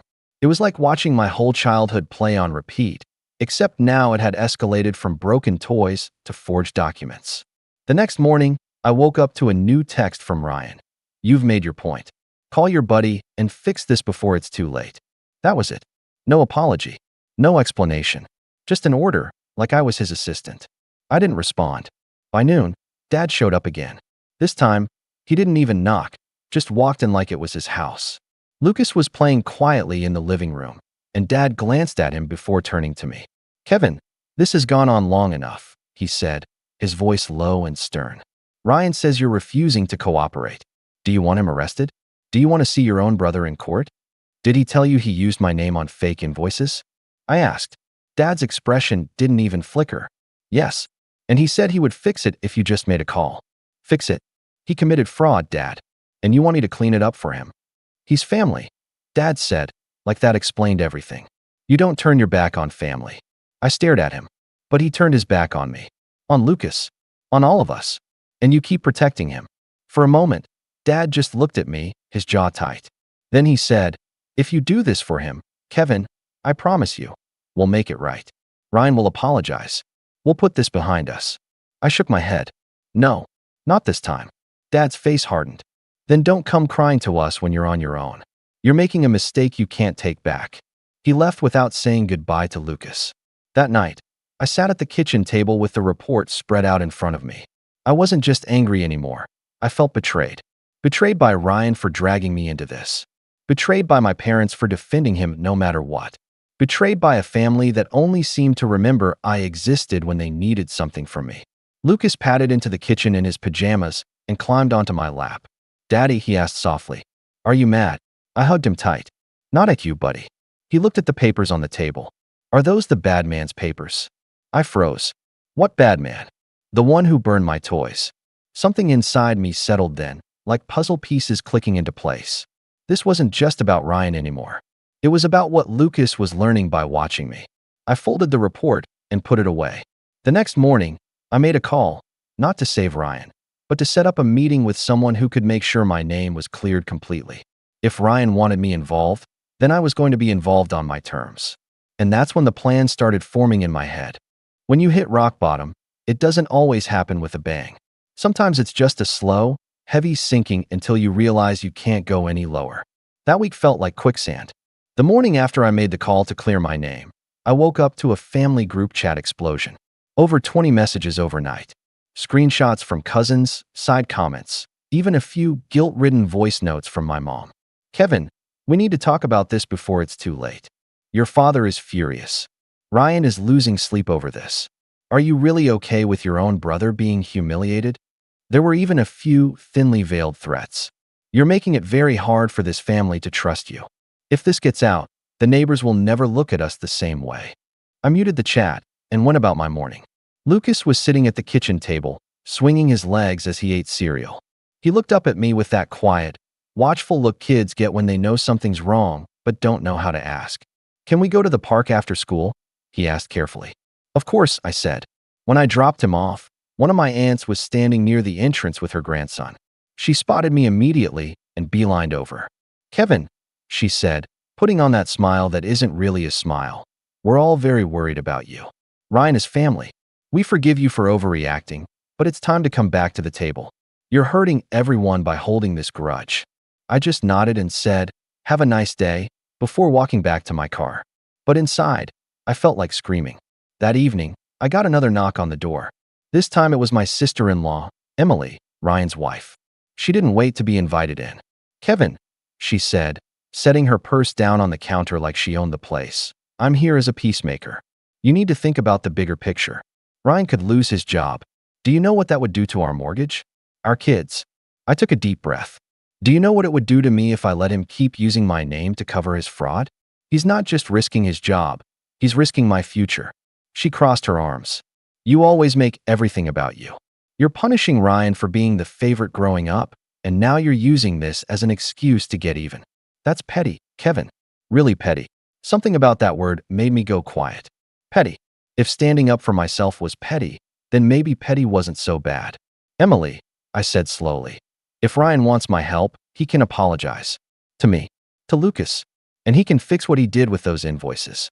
Until then, there's nothing to talk about." She huffed, grabbed her purse, and muttered, "You're tearing this family apart," as she stormed out. After the door closed, I just stood there in the kitchen, staring at the grain of the countertop. I felt hollow, like someone had scooped out everything inside me and left the shell standing there. That night, I put Lucas to bed early and sat on the couch in the dark. No TV, no music, just the hum of the fridge and the occasional car passing by outside. I thought about every time I had stayed quiet in the past to keep the peace. Every time I had told myself it wasn't worth the fight. And where had that gotten me? My name on fraudulent paperwork, my kids' toys in a fire, and my entire family acting like I was the villain for not fixing someone else's mess. Around midnight, I got a call from Dad. I didn't answer. 10 minutes later, a text came through. "If you go through with this, Kevin, don't bother coming to Christmas." I stared at the screen for a long time before setting the phone face down on the table. For the first time in my life, I realized I didn't care if I wasn't invited. The next few days were quiet, but not in a peaceful way. More like the silence right before a storm hits. The group chat eventually went from begging to passive-aggressive memes and quotes about family unity. I stayed out of it completely. Instead, I started planning. I called a lawyer friend to ask what steps I needed to take to protect myself legally. I gathered every document with my name on it, scanned and saved them. I wrote down dates, times, conversations, anything that might be relevant later. I also started thinking about distance. Not just emotional, but physical. If this was the level of manipulation I could expect anytime Ryan messed up, maybe it was time to put some space between us. I began quietly looking at job postings in another city, even a few out of state. It wasn't a decision yet, but the idea felt strangely freeing. One evening, while I was sorting papers, Lucas climbed onto the chair beside me. "Daddy?" he asked, holding up a drawing. It was him and me, holding hands, with a big sun over our heads. In the corner, there was a scribble of fire with a sad face next to it. "That's us," he said proudly. "And that's the fire. But see, we're okay." I swallowed the lump in my throat. "Yeah, buddy, we're okay." After I tucked him in, I sat back down at the table and looked at the pile of documents. For the first time, I didn't feel powerless. Rock bottom wasn't just a low point, it was a foundation. Something solid I could push off from. And then, just when I thought things couldn't get more tense, Mom called again. Her voice was quiet, strained. "Kevin," she said, "your brother might get fired tomorrow. If you have any compassion left, now is the time to use it. Once this happens, there's no going back." I didn't answer right away. Because she was right, there would be no going back. When I finally spoke, my voice was calm. "Then maybe it's time to stop going back." She gasped softly, as if I had just said something unforgivable. "You'll regret this," she whispered, and then she hung up. I sat there in the dark, phone still in my hand, and felt something shift inside me. I wasn't scared anymore. Not of being left out, not of disappointing them, not of the storm that was about to hit. If Ryan was about to face the consequences of his actions, then maybe, just maybe, it was time for everyone to see what happens when I stop playing the quiet one. It's strange how quickly life can start to feel lighter once you make a decision, even a quiet one. The morning after Mom's call, I woke up before my alarm and felt steady. Not happy, not exactly, but grounded. I got Lucas ready for school, made him his favorite pancakes, and we laughed together over how much syrup he could get away with before it counted as soup instead of breakfast. For the first time in weeks, I didn't feel like I was just reacting to everyone else's drama. That same morning, I got an email from my lawyer friend. She had reviewed the documents I sent her and assured me my name was clear as long as I formally notified Ryan's company that I had no involvement in the invoices. She even drafted the letter for me to sign. I read it over twice, my hand steady, and sent it off. That was the first real move I made for myself. A day later, I got a short reply from the company thanking me for clarifying and confirming I wouldn't be implicated in their investigation. It was like a weight lifted off my chest. I hadn't realized how much I was bracing for impact until that moment. With that taken care of, I focused on Lucas and on myself. I started running again in the mornings after dropping him off at school, just short jogs around the block, but it felt good. I dusted off some old projects I'd shelved years ago, like the woodworking kit I'd bought and never touched. On the weekends, Lucas and I started going to the park, the library, even little day trips to the zoo. Every time we did something just for us, I felt that hollow space in me filling up. Meanwhile, the family group chat grew quieter. Maybe they had finally realized their guilt trips weren't working. Or maybe they were waiting for me to come crawling back. Then, about a week later, I got a call from Ryan's company. Not HR this time, but the head of operations. She wanted to thank me personally for cooperating and for clearing things up. She even mentioned that she'd been impressed by the professionalism of my letter and asked if I was looking for consulting work. I almost laughed. Not officially, I said, but we ended up talking for nearly half an hour about my old job, my experience, and how I'd handled difficult situations in the past. By the end of the call, she asked if I'd be open to coming in for a meeting to discuss some short-term projects they needed help with. I hung up feeling something I hadn't felt in a long time, excited. A few days later, I went to their office. The meeting went well, better than well, actually. They offered me a contract position with flexible hours and a rate that was higher than I'd ever earned before. I signed it that afternoon. That was the moment I realized I wasn't just surviving this mess. I was coming out stronger. The shift in energy must have been noticeable because even Lucas seemed lighter. He'd been quieter since the barbecue, but now he was back to chattering about dinosaurs and superheroes. He even started bringing his new toys to the park again, proudly showing them to other kids. Then the calls from my parents started up again, but this time, they sounded different. "Kevin," Mom said one evening, "your father and I are worried. Ryan's been really down since the hearing at work. They haven't fired him yet, but they put him on unpaid leave. We're trying to keep his spirits up." I listened, nodding even though she couldn't see me. "I hope he learned something from this," I said simply. There was a pause. "You're not going to help him, are you?" "No," I said, calm as ever. She sighed. "I thought so." But instead of sounding angry, she just sounded tired. I hung up and sat back, thinking about how different I felt. A month ago, a call like that would have sent me spiraling, second-guessing myself, wondering if I was being too harsh. Now, I just felt sure. The next big shift came on a random Thursday afternoon.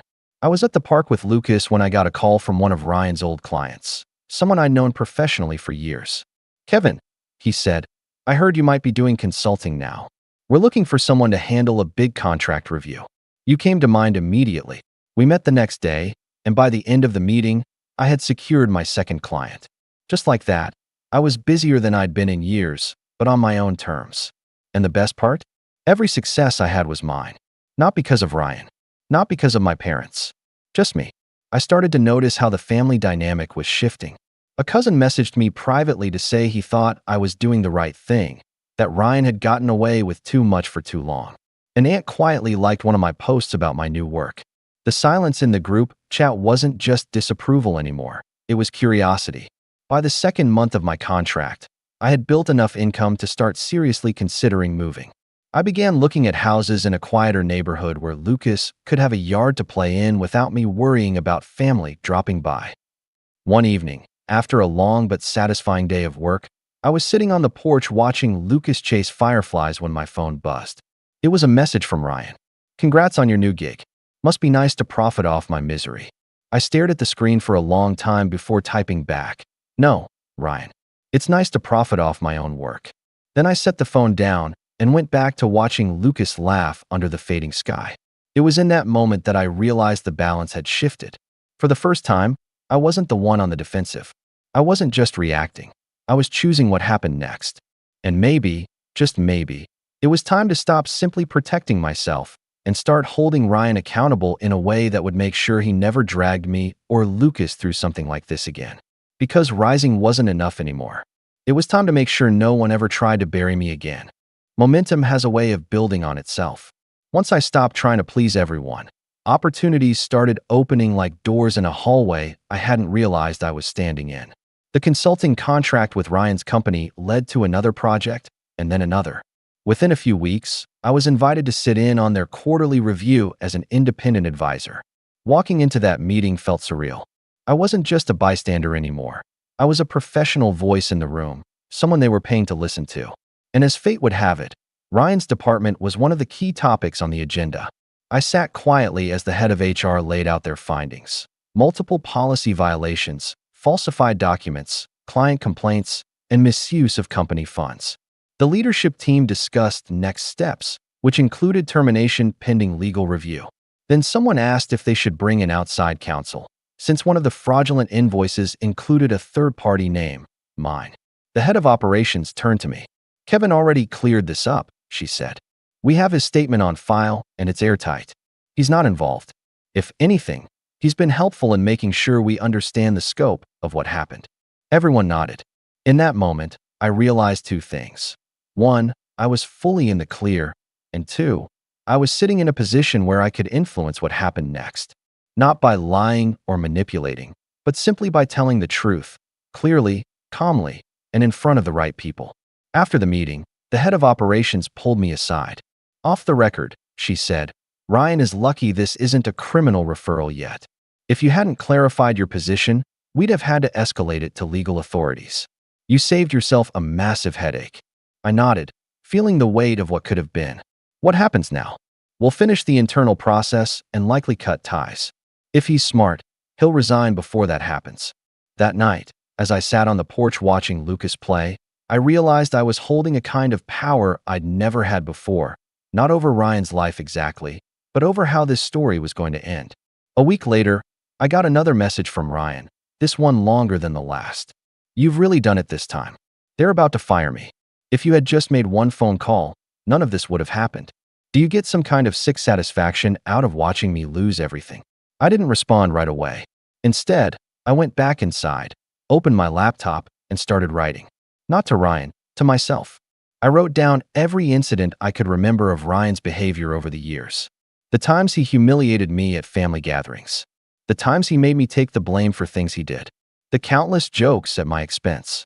The years of my parents excusing him while holding me to a higher standard. It wasn't for revenge yet, not exactly. It was so I could see the whole picture. When I finished, I sat back and read through the pages. For the first time, I didn't feel like the quiet, overlooked kid anymore. I felt like someone who had been keeping receipts his entire life and now finally had a reason to use them. Then something unexpected happened. One of my cousins, the same one who had messaged me privately weeks ago, sent me a link. It was to a local business forum where Ryan's name had been mentioned. He had been trying to start a side business on the sly, using family connections to get investors. But the thread was full of comments from people saying they'd been burned by him, that he had taken deposits and never delivered. I scrolled through the posts, each one a little worse than the last. Angry customers, former partners, even an employee or two who claimed he still owed them money. This was bigger than I realized. I called my cousin. "Where did you get this?" "Heard about it through a friend," he said. "Figured you'd want to know. Looks like Ryan's been in deeper trouble than anyone's admitting." After we hung up, I sat back in my chair, thinking, this wasn't just a family problem anymore. Ryan was burning bridges everywhere, and eventually someone was going to hold him accountable, maybe in a way none of us could protect him from. I spent the next few days quietly gathering information, not in a vindictive way, but in a methodical, careful way. screenshots of posts, copies of public complaints, records of the fraudulent invoices. I even started talking to a financial advisor about setting up a trust for Lucas, one that no one in my family could touch or interfere with. If I was going to cut ties, I wanted to make sure my son would always be secure no matter what drama erupted later. Then, the moment that truly shifted everything happened. I got a call from one of Ryan's old clients, not the one who had offered me work, but another one I barely knew. They asked if I'd be willing to take over a contract Ryan had mishandled. "We'd rather work with you," they said bluntly. "You have a reputation for being steady. We can't afford more chaos." I accepted. And just like that, I wasn't just surviving this storm, I was benefiting from it. Ryan's downfall was directly creating opportunities for me. That weekend, I took Lucas to a small fair just outside of town. We rode the Ferris wheel, ate cotton candy, and for the first time in months, I felt like myself again. On the way home, my phone buzzed. A new message from Dad. "Ryan is coming by tomorrow. We need to talk as a family. Be here at 5. I stared at the message for a long time. Then I smiled. Because now, for the first time, I didn't feel like I was walking into an ambush. I felt like I was walking into an opportunity. I showed up at my parents' house 5 minutes early, just to watch them squirm. The driveway was already full. My dad's truck, Mom's SUV, Ryan's car parked at an angle like he owned the place. Lucas was with a sitter for the evening. This wasn't a night for him to be here. When I walked in, the smell of roast beef filled the house, like they were trying to make the evening feel normal.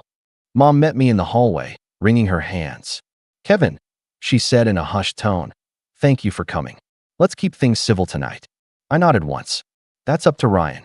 She didn't like that answer, but didn't argue. When I stepped into the dining room, Ryan was already seated at the head of the table like a king holding court. He looked tired, dark circles under his eyes, hair a little messier than usual, but there was still that arrogant set to his jaw. "Kevin," he said, leaning back in his chair. "Glad you could make it." I didn't sit right away. Instead, I placed a manila folder on the table in front of me and stayed standing. "What's that?" Dad asked, frowning. "Documentation," I said simply. "Before we talk about anything, I want to be very clear about where I stand." Ryan smirked, like this was all a performance for my benefit. "Go on, little brother. Let's hear it." I opened the folder and slid the first document across the table, a copy of the signed letter I'd sent to his company clearing my name. "First," I said, "I'm officially no longer associated with your investigation at work. They have my statement on file, and they know I had no part in what you did." Ryan's smirk faltered. "Second, I pulled out a stack of printed complaints from the business forum and laid them down, one by one. I know about your side business. I know about the money you took, the people you left hanging. These are all public posts, Ryan. If you try to drag my name through the mud again, I won't have to say a word. I'll just let your customers do it for me." He leaned forward, face darkening. "Are you threatening me?" "No," I said calmly, meeting his gaze. "I'm promising you that I won't let you take me down with you. Ever again." For a moment, the only sound in the room was the quiet clinking of Mom nervously rearranging silverware. Dad cleared his throat. "Kevin, this isn't necessary." "It is," I cut in. My voice was steady, not loud, but it stopped him cold. "For years, I've watched you all excuse Ryan's behavior. I've let it slide when he humiliated me, when he sabotaged me, when he hurt Lucas. I stayed quiet to keep the peace.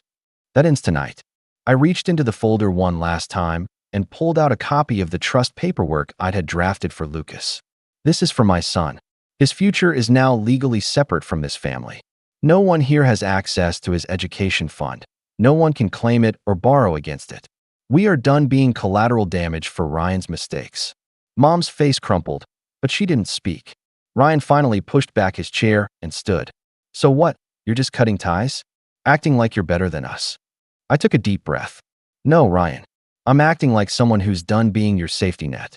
If you want to fix things with me, with this family, you start by fixing what you broke, your job, your business, your integrity.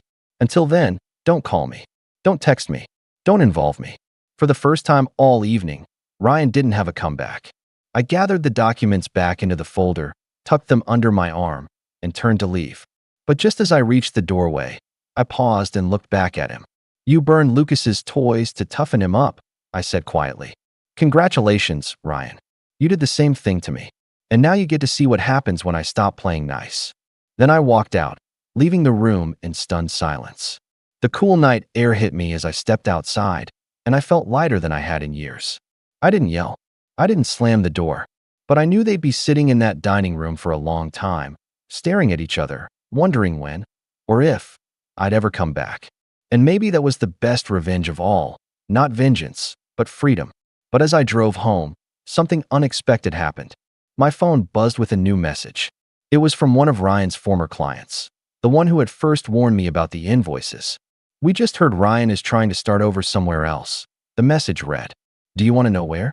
I stared at the screen, my fingers hovering over the reply button, because maybe I wasn't finished just yet. I didn't reply to that message right away. I sat on it for a night, turning it over in my mind. Part of me felt like I'd already said everything that needed saying. I'd drawn the line, reclaimed my name, and walked away. But the other part, the part that had watched Lucas cry at that barbecue, the part that had spent years biting my tongue, knew this wasn't just about me anymore. The next morning, I sent a simple reply. "Yes. Tell me where." What I got back made my eyebrows go up. Ryan hadn't just tried to start over.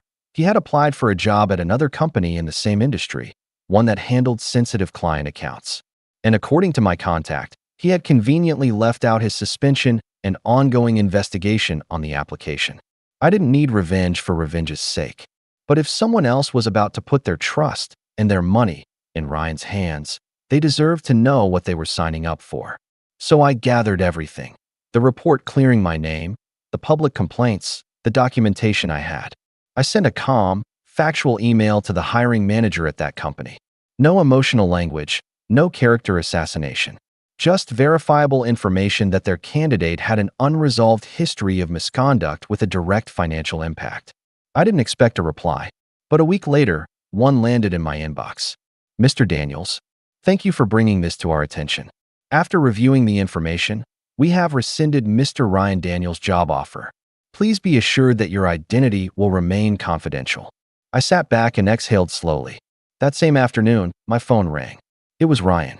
"What did you do?" His voice was tight, almost panicked. "I told the truth," I said calmly. "You just cost me my chance to start over." "No," I corrected. "You cost yourself that chance.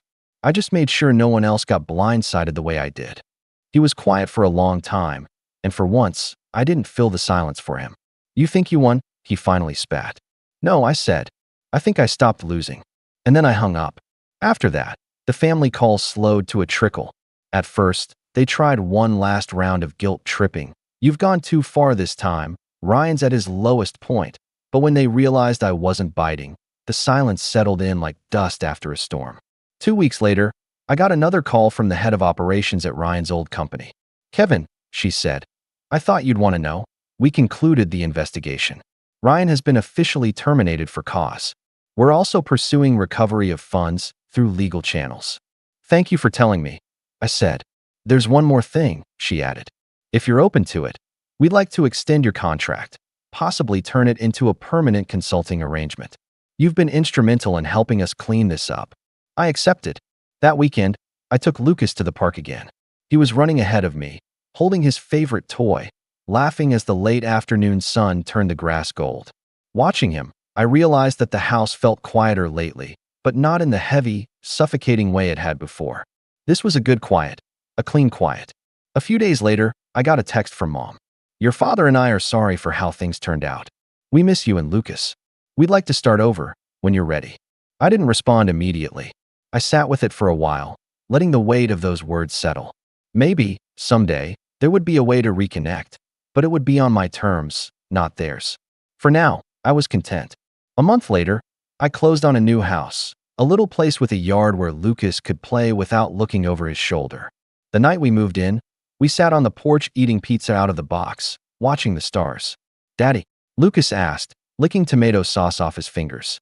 "Are we happy now?" I looked at him, at the house, at the life we were building. "Yeah, buddy," I said softly. "We are." That night, as I locked up the house and turned out the porch light, I realized something. Ryan had thought burning Lucas's toys would make him tougher. It did, just not in the way he expected. Because I wasn't the quiet one anymore. "My name's Eli, I'm 23, and I just graduated with a double major in computer science and business. I was the first in my family to even attend college, let alone graduate top of my class. For most families, that might be a reason to celebrate. For mine, it was just another day, unless, of course, it was about my cousin Amanda's new Etsy store or my brother Jake's weekend football league. Then suddenly everyone had time, energy, and money to spare. But me finishing 4 grueling years with scholarships, late-night internships, and part-time jobs? That barely earned a grunt. Still, I tried. I'd always tried. Growing up in a house where attention was currency, I learned to overcompensate. I took care of the yard when Dad's back gave out.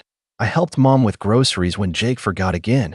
And I even covered the heating bill last winter when Amanda accidentally overdrafted her account and couldn't pay her share of rent. I played the role of the good son, the helpful cousin, the quiet achiever. But after my graduation ceremony came and went with zero family in the stands, no call, no text, not even a late-night congrats, I decided to take one last swing at believing I mattered. I spent the little savings I had left booking a rooftop venue downtown. It wasn't 5-star, but it had string lights, a view of the skyline, and a built-in speaker system. I ordered everyone's favorite food, Jake's teriyaki wings, Amanda's vegan flatbread, even Grandma's weird obsession with coconut shrimp. I didn't want gifts or speeches. Just a night. One single night where I got to feel seen. I even made digital invites, complete with a Google Calendar reminder. I triple confirmed with everyone a week before, then again the night before. Every can't wait. And you deserve this message gave me a flicker of hope I wish I'd snuffed out sooner. The night of the party, I got there an hour early. I wanted to make sure the food was set, the drinks were chilled, and the playlist I'd obsessed over was running smooth. I wore the one nice suit I owned, black, slim fit, barely clinging to the shoulders I'd been stress shrinking under for months. I stood by the entrance, smiling at every elevator ding like a Labrador hearing car keys. And then, nothing. 5 minutes turned into 30. 30 into an hour. The catering staff gave me polite nods, unsure if they should start cleaning up or wait. I kept glancing at my phone, refreshing messages, checking traffic reports, even convincing myself that maybe, just maybe, they had planned something bigger and this was all a setup. At exactly 8:47 p.m., when I was 3 Sprite cans deep and wondering if I should just take a cab home, my phone buzzed. It was a photo. Amanda had tagged everyone in it. Jake, Mom, Dad, Uncle Ron, even Grandma. They were all in matching pajamas, lounging on my parents' living room couch with pizza boxes stacked high and blankets thrown everywhere. The caption? Family movie night. We needed this. My fingers froze on the screen. I zoomed in. My grad photo, the one I had mailed to every relative weeks earlier, was crooked on the wall behind them, half covered by a balloon bouquet left over from Amanda's last soft launch party. My mouth went dry. There was no mistake. They weren't late. They weren't stuck in traffic. They were never coming. I didn't rage. I didn't cry. I just sat down on one of the rented folding chairs and let the quiet hum of the city drown out the silence in my chest. I scrolled back through every message, every empty promise, every half-hearted, "We're so proud of you," that led to this moment. The food went cold. The venue manager gave me a sad little nod and said he'd waive the overtime charge. I didn't answer. I just nodded back. When I got home, my own apartment, paid for by the freelance gigs I juggled while still acing my finals, I sat on the edge of my bed, staring at the ceiling. The same ceiling I used to imagine big things under. Things like promotions, trips, and celebrations where my name wasn't forgotten halfway through a toast. And then it hit me. Hard. Like a switch flipping in a dark room. They needed me more than I ever needed them. That's when I pulled out my laptop. I logged into every shared utility account, electricity, internet. Even that little streaming bundle I'd added Amanda to last year because Hulu was too expensive for her right now. I had set it all up in my name. Every bill, every convenience. All because it made me feel like I was part of something. I paused for a moment. It wasn't about revenge, not exactly. It was about clarity. About realizing that no matter how many pizza nights I covered or errands I ran, I would never be more than a background character in a movie they cast themselves in. I sent a single group text. Good luck covering next month's bills without me. Then I blocked every number. Every single one. But that wasn't the end. Not even close. Because 3 days later, the silence cracked. And when it did, it came with screams. It started with a Facebook status from my mom, one of those dramatic, Cryptic rants she thinks makes her look like a stoic martyr, but just reeks of self-pity and guilt-tripping. Some people forget who was there for them when they had nothing. Just remember, karma's real. No tags. No names.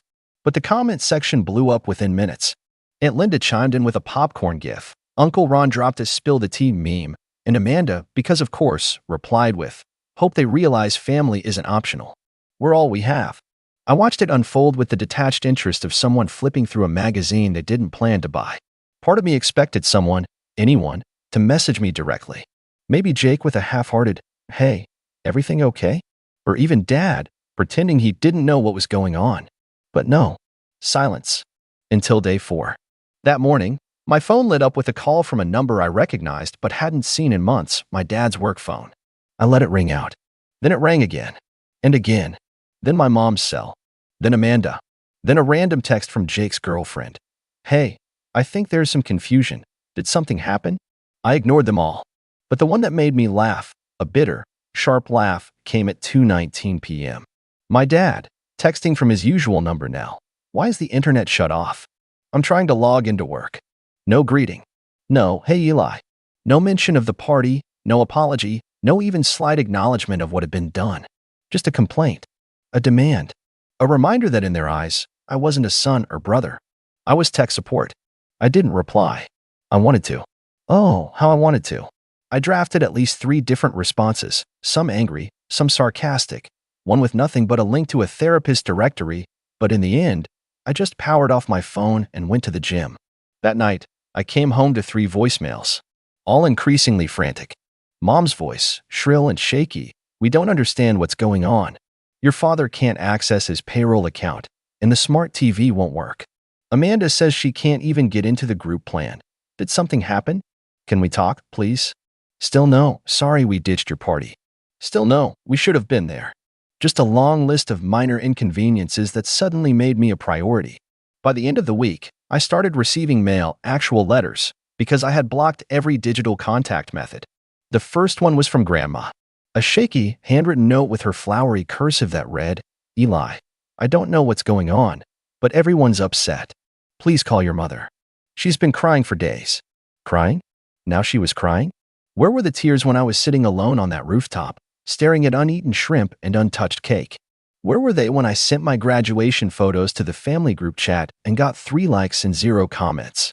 Where were they when I begged them for just one night? Still, Grandma was the only one who didn't actively mistreat me. So I called her. And the conversation made everything so much worse. She answered on the first ring, relief spilling out like steam from a kettle. "Oh, thank heavens, Eli. You had me worried sick." "I'm fine, Grandma." "I know, honey. But your mother, she's a mess." "Is that so?" "She said you've been acting cold. That you lashed out, shut everything down without warning." I held the phone tighter. "Did she tell you about my graduation party?" Pause. "No," Grandma said slowly. "She said something about a scheduling mix-up. That you threw something last minute and didn't confirm with anyone." I could feel the heat in my cheeks. A mix-up? I had receipts, calendar invites, text confirmations. Heck, I even had a voice memo from Amanda saying, "We're all set for Saturday. I can't wait." And now they were telling Grandma I never invited them properly? "Grandma," I said, my voice shaking, "I sent them everything. Weeks in advance. I paid for the venue. The food. I planned it around their schedules. They didn't forget. They just chose not to come." Silence again. Then her voice, softer. "I believe you. But your mother swears." "Of course she does. Because if she admits the truth, she'd have to admit she doesn't actually care unless it benefits her." That was when Grandma said something that stuck with me for days after. "You've always been the one trying the hardest, Eli. Maybe it's time you let them try for once." I didn't say much after that. We said our goodbyes. I promised to call her again. And I meant it. But I didn't unblock anyone. I didn't resume the payments. I didn't cave. Instead, I started living like I was free. Because for the first time in years, I was. Except, freedom has a funny way of stirring up desperation. And desperate people? They don't go down quietly. Because just 1 week later, I came home to something that changed everything. It was a Thursday mid-morning, sunny, calm. I had just gotten back from a client meeting, feeling oddly light for someone who just cut off half their family. There was a silence to my apartment now that I was starting to enjoy. No buzzing texts, No surprise favors. No guilt-shaded requests pretending to be love. Just me, the hum of the fridge, and my peace. That was until I saw the envelope taped to my door. At first, I thought it was just a delivery slip or some kind of neighbor notice. But it had my name written in thick, slanted marker across the front. No return address. No postage. Just taped there, like a child's attempt at being dramatic. I pulled it down slowly, tore the flap open, and pulled out a single sheet of printer paper. Typed, double-spaced, and angry. Eli, I don't know who you think you are, but this little tantrum has gone too far. We've been over backwards for you your entire life, and one missed party doesn't justify this level of disrespect. Your father can't work, Amanda lost access to her Hulu, and now Grandma's worried sick. You're punishing the whole family because of some imagined slight. It's childish and cruel. I hope you're proud. Mom, no, love. No, sincerely. No hint of remorse or reflection. Just a typed accusation like I was an employee they were threatening to fire. I almost laughed. Almost. But it sat in my hand like a slap that didn't sting right away, just left a deep ache that crept up my arm and curled around my throat. Because that was the moment I knew there would be no apology. No quiet realization. No heart-to-heart phone call or teary-eyed doorstep visit. No. My mother was not the type to admit she'd treated her child like an afterthought for years. She was the type to rewrite the story, hand it out like gospel, and hope everyone else sang along. And maybe they would have. Maybe Grandma and Jake and the rest would have swallowed it like every other half-truth she'd served them over the years. But this time, I wasn't staying quiet. That night, I took out my old graduation slides, the ones I had put together for the party no one came to. I opened a free website builder, dropped the photos in, added screenshots of every text message confirming the invites, the receipts for the rooftop venue, even the playlist I never got to play. Then I wrote a single caption at the top, "Here's the graduation party you all missed." Not because you forgot, but because I never mattered enough to show up for. I posted it to my social media. Locked comments. No tagging. Just a quiet, permanent record of what happened. Of how I celebrated alone. And it exploded. Friends from college I hadn't spoken to in months sent messages like, "This broke me," and "I can't believe they did this." Even people I barely knew shared it, calling it gut-wrenching and the most honest thing I've ever read. By morning, I had 3 missed calls from Amanda, 2 from Dad, and 1 voicemail from Mom, voice trembling now, but still not quite apologetic. "Eli, this is too far. You're humiliating us. Why are you doing this?" Why? Because for once, they were feeling what I had felt all my life. Unseen, unheard, unimportant. That weekend, the fallout reached new levels. Amanda showed up at my apartment. I didn't let her in. She banged on the door for 5 full minutes before shouting through the wood, "You're not the only one who's been through stuff, you know. We all have our issues." I stood on the other side, arms crossed, silent. "Are you seriously just going to ghost us forever? Over a party?" But it wasn't about the party. It had never been about the party. It was about every time they made me feel like I was an obligation instead of a choice. Every time I was expected to give, only to be told later that I was too sensitive when I needed something back. It was about the years I made myself small so they could feel bigger. And now that I had taken my voice back, they were scrambling. Not because they cared, but because their comfort was slipping through their fingers. A few days later, I found out they were trying to spin it. Jake made a post about family always being messy, but worth fighting for. Amanda commented, "People forget how much we did for him." I didn't respond. Not to Amanda's shouting. Not to Jake's social media damage control. Not to the stream of guilt-laced messages that trickled in. Each one trying to reframe the narrative. "You're being unfair. We're still family. This isn't how adults handle problems." The irony was almost funny, considering I had spent years handling everything for them. Like the only adult in the room while they played emotional hot potato with every problem that came up. But it wasn't enough to go silent anymore. That only worked until they twisted my absence into a tantrum, a phase, or worse, a betrayal. If I really wanted to move on, I had to take back control of the entire narrative. Not just with receipts, but with finality. So I started cutting cords they didn't even realize were still plugged in. First, the finances. I'd been quietly covering more than just utilities. A few years back, when I got my first decent-paying internship, Mom asked me to help out by adding their cell phones to my family plan, said it'd save everyone money. At the time, I didn't question it. I felt proud, honestly. like I was finally contributing in a way that mattered. That same year, Jake's used car broke down, and I co-signed on a newer model to help him land a delivery job. Dad said it was temporary, just until Jake built some credit. He never did. Amanda once asked me for a short-term loan to help float her rent until her online store took off. I gave her $1,200. She never brought it up again. They thought I forgot. They thought I'd never enforce it. They were wrong. I started by closing the phone account. No warning. No grace period. Just gone. I called the provider, explained the situation, and had all 4 lines. Mine, theirs, even Amanda's, terminated by the end of the week. I ported my own number to a new carrier under a business plan. Next, I called the car dealership and requested to revoke authorization on Jake's payments. Since the car was still technically in my name and his payments had been late multiple times, it wasn't hard to justify. Within 3 days, the car was flagged for repossession. And Amanda? I didn't even need to do anything. I had kept the Venmo receipts. I simply emailed her a formal letter outlining the debt, attached every transaction, and let her know I was handing the balance over to collections within 30 days unless she arranged a payment plan.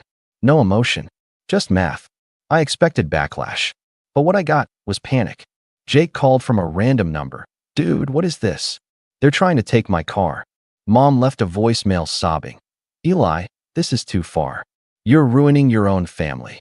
Amanda emailed, saying she felt blindsided and betrayed, that I was weaponizing money against people who loved me. Loved me? They didn't love me. They loved what I gave them. The money, the favors, the silence. And now that I was taking that away, they were gasping for air in a vacuum of their own making. I stayed silent for another week. Then, I drafted one final message. Not to them, to everyone else. I wrote a post. Not angry, not vindictive, just honest. I talked about growing up in a family where I was expected to play the background, how my successes were downplayed, my milestones ignored, and my support taken for granted. I included no names, no petty details, just the full truth. About the graduation party, the debts, the utility bills I'd been covering for 3 years. I posted it on my personal blog, where only a handful of friends still followed me. But within days, it was shared. And then shared again. It didn't go viral, exactly, but it found its way into a lot of inboxes and group chats. I started getting messages from people I hadn't spoken to in years. Old teachers, classmates, even neighbors who remembered how devoted I was to my family. Most of them said the same thing. I had no idea. You always seemed like the strong one. That was the point. I had always seemed fine. Because I was conditioned to make everyone else comfortable while I starved for validation. But no more. About 2 weeks after the post, Grandma called. I answered. She was quiet at first. Then she said something that took the breath out of my lungs. They've started talking. Really talking. Not at me, to each other. I think your silence did what your presence never could. She told me Mom had been forced to ask for help from her own siblings, most of whom had kept their distance for years. Jake had started working longer hours. Amanda had apparently begun offering flash sales on her store just to keep up with her credit card bills now that her rent was back to full price. It wasn't revenge. It was a reckoning. I didn't revel in their struggle, but I also didn't rush to fix it. For once, I wasn't the cleanup crew. I wasn't the safety net. I was free, and I didn't just sit in that freedom, I built on it. I used the emotional clarity to focus on my career. Launched my own freelance tech consulting firm. Picked up clients who respected deadlines, paid on time, and didn't treat me like an accessory to their own success. I traveled for work, Seattle, Boston, even a stint in Berlin. And every time I saw a rooftop venue or passed a family taking graduation photos, I didn't feel hollow anymore. I felt whole. I still talk to Grandma. She's the only one who never tried to gaslight me into silence. Sometimes she tells me little updates, how Jake's slowly growing up, how Mom's quieter now, how Amanda's finally learning what a budget is. I don't ask for these details, but I don't stop her either. I think she knows I'm not waiting for redemption. I'm just done. One day, maybe, years from now, someone will try to reach out, to apologize. Maybe they'll even mean it. But by then, I won't be waiting. Because healing didn't come from hearing sorry. It came from realizing I never needed it in the first place. I was 34 years old when I finally understood just how deep my family's favoritism toward my sister ran. My name's Jack, and honestly, I used to think the whole golden child versus scapegoat dynamic was just internet exaggeration. That is, until I realized I'd been living it my entire life, quietly playing the part of the problem child while my sister, Amanda, could do no wrong. Thanksgiving at my parents' house had always been one of those events where I'd brace myself in the car before walking in, take a deep breath, and mentally rehearse my smile and nod routine. The house itself never changed. Same polished oak floors, same tablecloth my mom broke out every year, same overly sweet smell of cinnamon candles and stuffing. But the atmosphere? That was always heavy, like stepping into a courtroom where I was already guilty. Amanda, 2 years younger than me, has been the star of every show since she was born. Perfect grades, perfect hair, perfect fiancé. You get the picture. If she sneezed, the whole family asked if she needed soup. If I got promoted, they'd ask if I finally planned to settle down and stop being so distant. It was subtle at first when we were kids. More toys under the tree, more claps for her dance recitals than my soccer goals. But as we grew up, the gap widened. By college, Amanda's tuition was fully paid by my parents. When I asked for help with mine, I was told to take out loans because it would build character. This year's Thanksgiving felt different though. Not because of the food or the people, but because I wasn't coming in as the broke, struggling version of myself they remembered. I'd worked my tail off for the last decade, quietly building a tech company with 2 friends from college. We'd recently sold it, and after taxes, my share came out to just over $12 million. I hadn't told anyone yet, not my friends, not my extended family, definitely not my parents.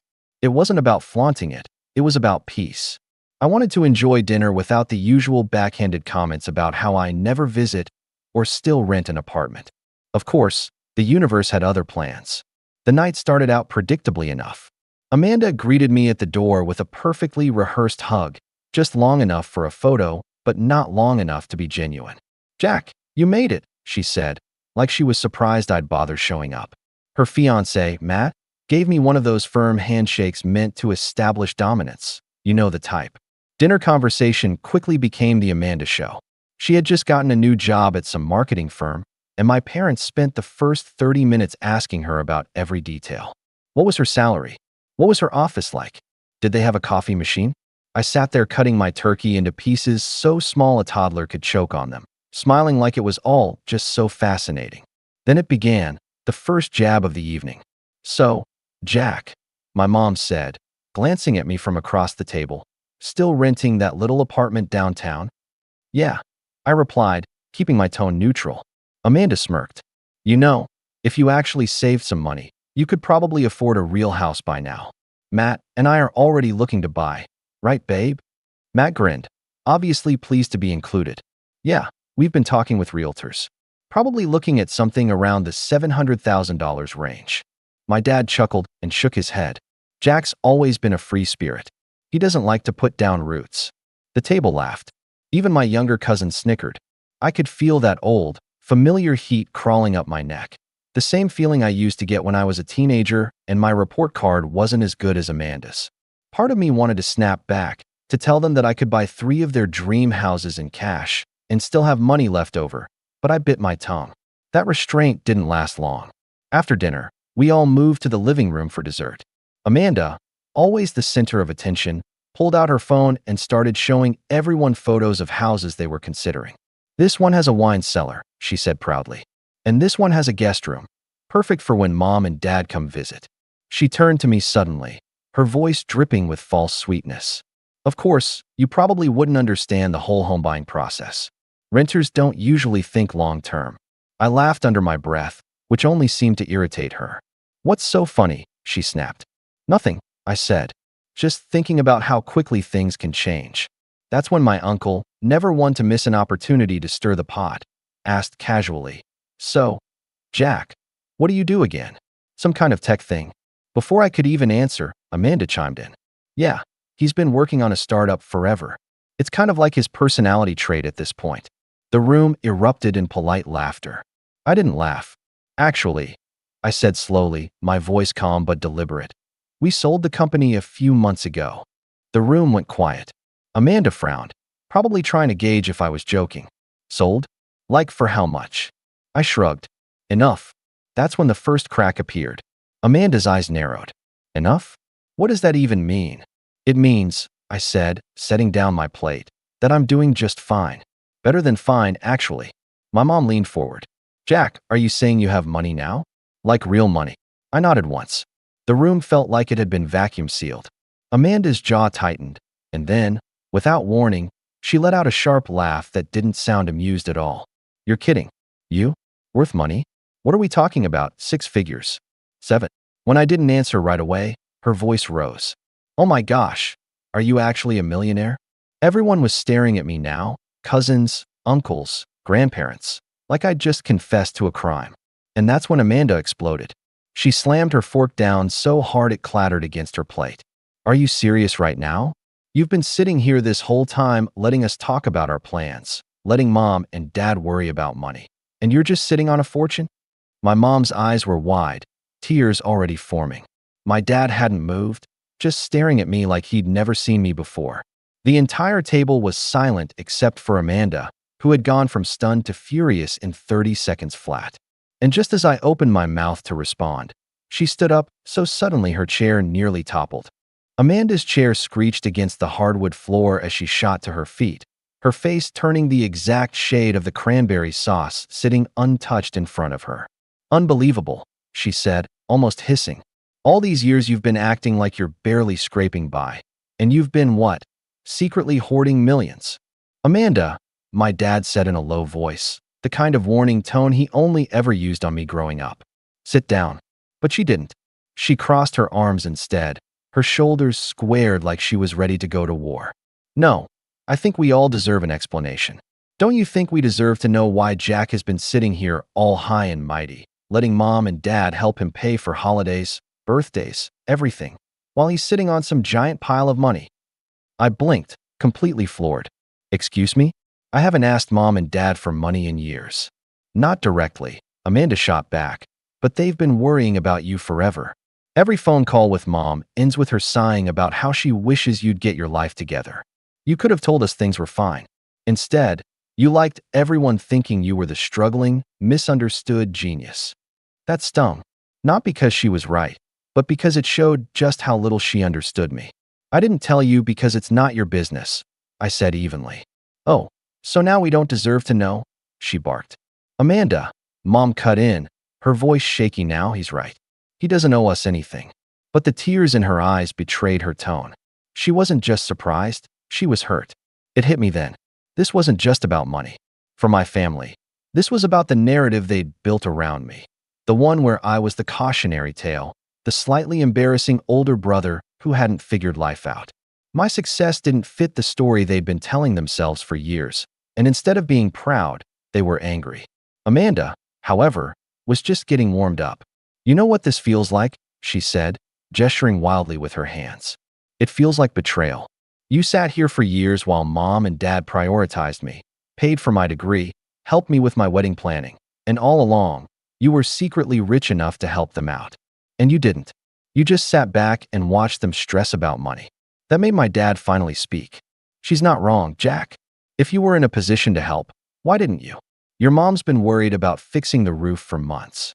I stared at him, genuinely dumbfounded. Because no one asked. And because I didn't think my money was supposed to become some kind of family emergency fund. Amanda's fiancé, who'd been silent up until now, chimed in. I mean, it is kind of selfish, man. Family's supposed to look out for each other. I almost laughed. This guy had been engaged to my sister for 6 months, and suddenly he was an authority on what I owed my family. But Amanda took his comment as fuel. Exactly. You could have helped with the down payment on our house. You could have helped mom retire early. But no, you just sat there letting everyone think you were some starving tech guy while you were probably sipping champagne somewhere. I was working 18-hour days building that company. I snapped, my patience finally cracking. I wasn't hiding some secret yacht lifestyle. I was grinding while you were posting pictures from Cancun. Her face twisted into something ugly. Oh, so now you're going to throw that in my face? That I actually enjoyed my life while you worked yourself to death? Sorry if I didn't want to be miserable like you. The room was dead silent except for the sound of my grandmother clearing her throat. She muttered something under her breath about children these days, but no one dared to laugh. Look, I said, taking a deep breath, trying to keep my voice calm. I'm not here to argue. I came to have dinner, not to be interrogated about my bank account. Amanda scoffed. Oh, so you think you're too good to answer simple questions now? Stop twisting everything I say. I snapped louder this time. I didn't tell you because I knew you'd react exactly like this, like I owe you something. My mom flinched at the raised voice, and for a split second, I felt like I was 12 again, getting scolded for speaking out of turn. Amanda wasn't done though. She turned to my parents, her voice taking on that overly sweet tone she used whenever she wanted something. You know what this means, right? Jack can help with the wedding now. We can make it the way we always dreamed. That's when I realized what this was really about. It wasn't about betrayal or secrecy. It was about what she thought she could get from me now that she knew I had money. Matt jumped in too, clearly encouraged. Yeah, dude, you could cover the venue upgrade we've been eyeing. It's like nothing to someone in your position. My jaw clenched. No. Amanda blinked. No. No. I repeated, calmer this time. Your wedding is your responsibility, not mine. The silence that followed was heavy, but it didn't last. Wow. Amanda said finally, her voice dripping with venom. You really are as selfish as everyone said. Everyone. I repeated. Oh, don't act surprised, she said with a bitter laugh. You've been the topic of conversation for years. Every time you skip a holiday or call less than once a month, Mom worries herself sick. Dad says you're ungrateful. And guess what? Tonight just proved them right. That one hit like a punch to the gut.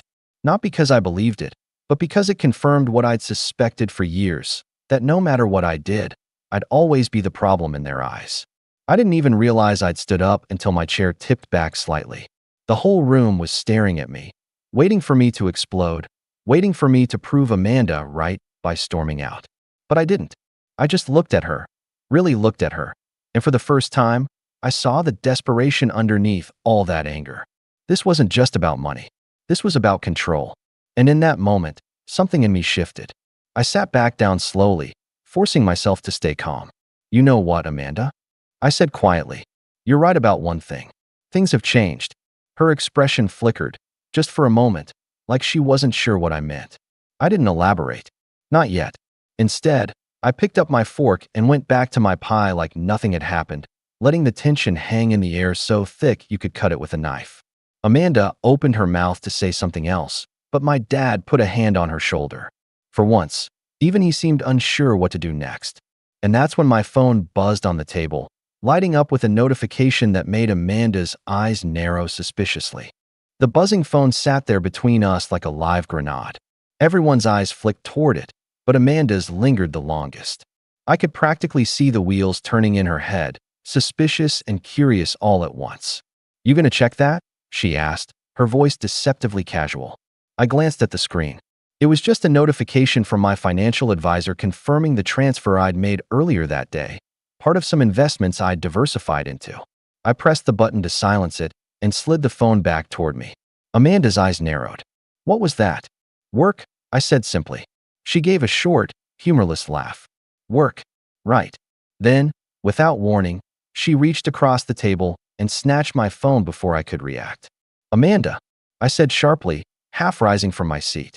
But she was already swiping at the screen, her eyes scanning furiously.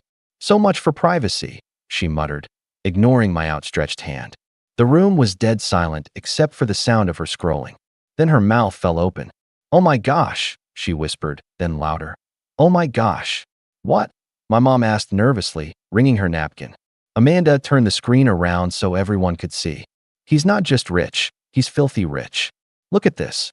My stomach dropped as I saw the notification she'd pulled up. Not just the transfer, but the full portfolio summary my advisor had sent me earlier in the week. Every account balance, every asset, every last detail. $12.3 million staring back at me in bold numbers. My mom gasped like she'd been physically struck. My dad sat back in his chair, stunned. My cousins leaned in, wide-eyed. You had this, Amanda said slowly, her voice trembling with something halfway between awe and rage. And you didn't say anything?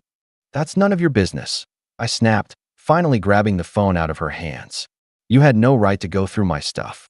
Oh, cry me a river, she spat. You're sitting on $12 million, and you've been letting Mom and Dad pinch pennies for years. Do you have any idea how selfish that makes you look?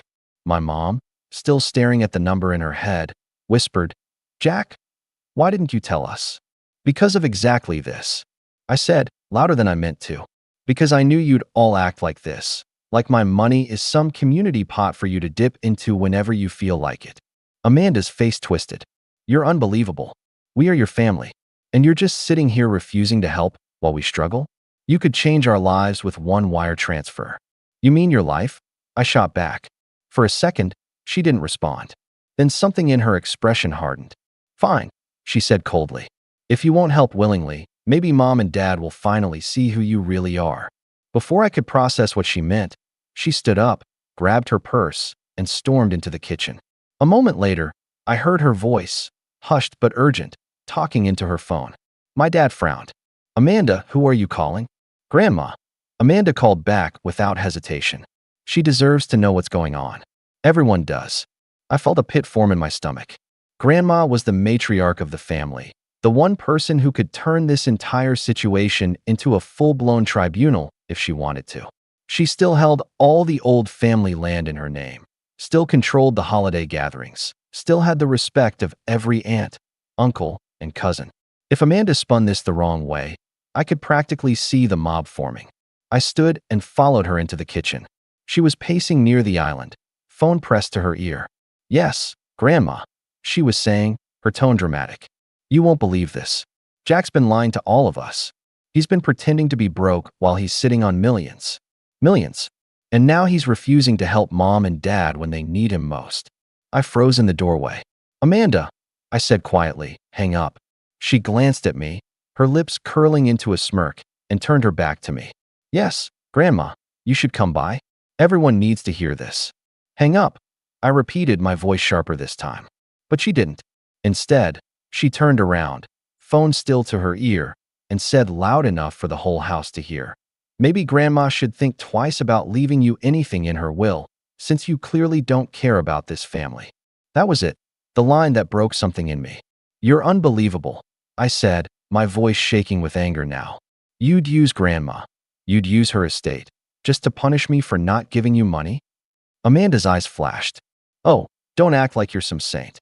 If you really cared about Grandma, you'd make sure mom and dad could take care of her without stressing. You're just proving you only care about yourself." "Me?" I said, my voice rising. "I've been taking care of myself since I was 18. I paid off my loans without asking for a dime. I built something from scratch while you were living off their generosity. And somehow I'm the selfish one." By now, everyone had crowded into the kitchen, drawn by the shouting. My mom was crying outright. My dad's jaw was set in a grim line.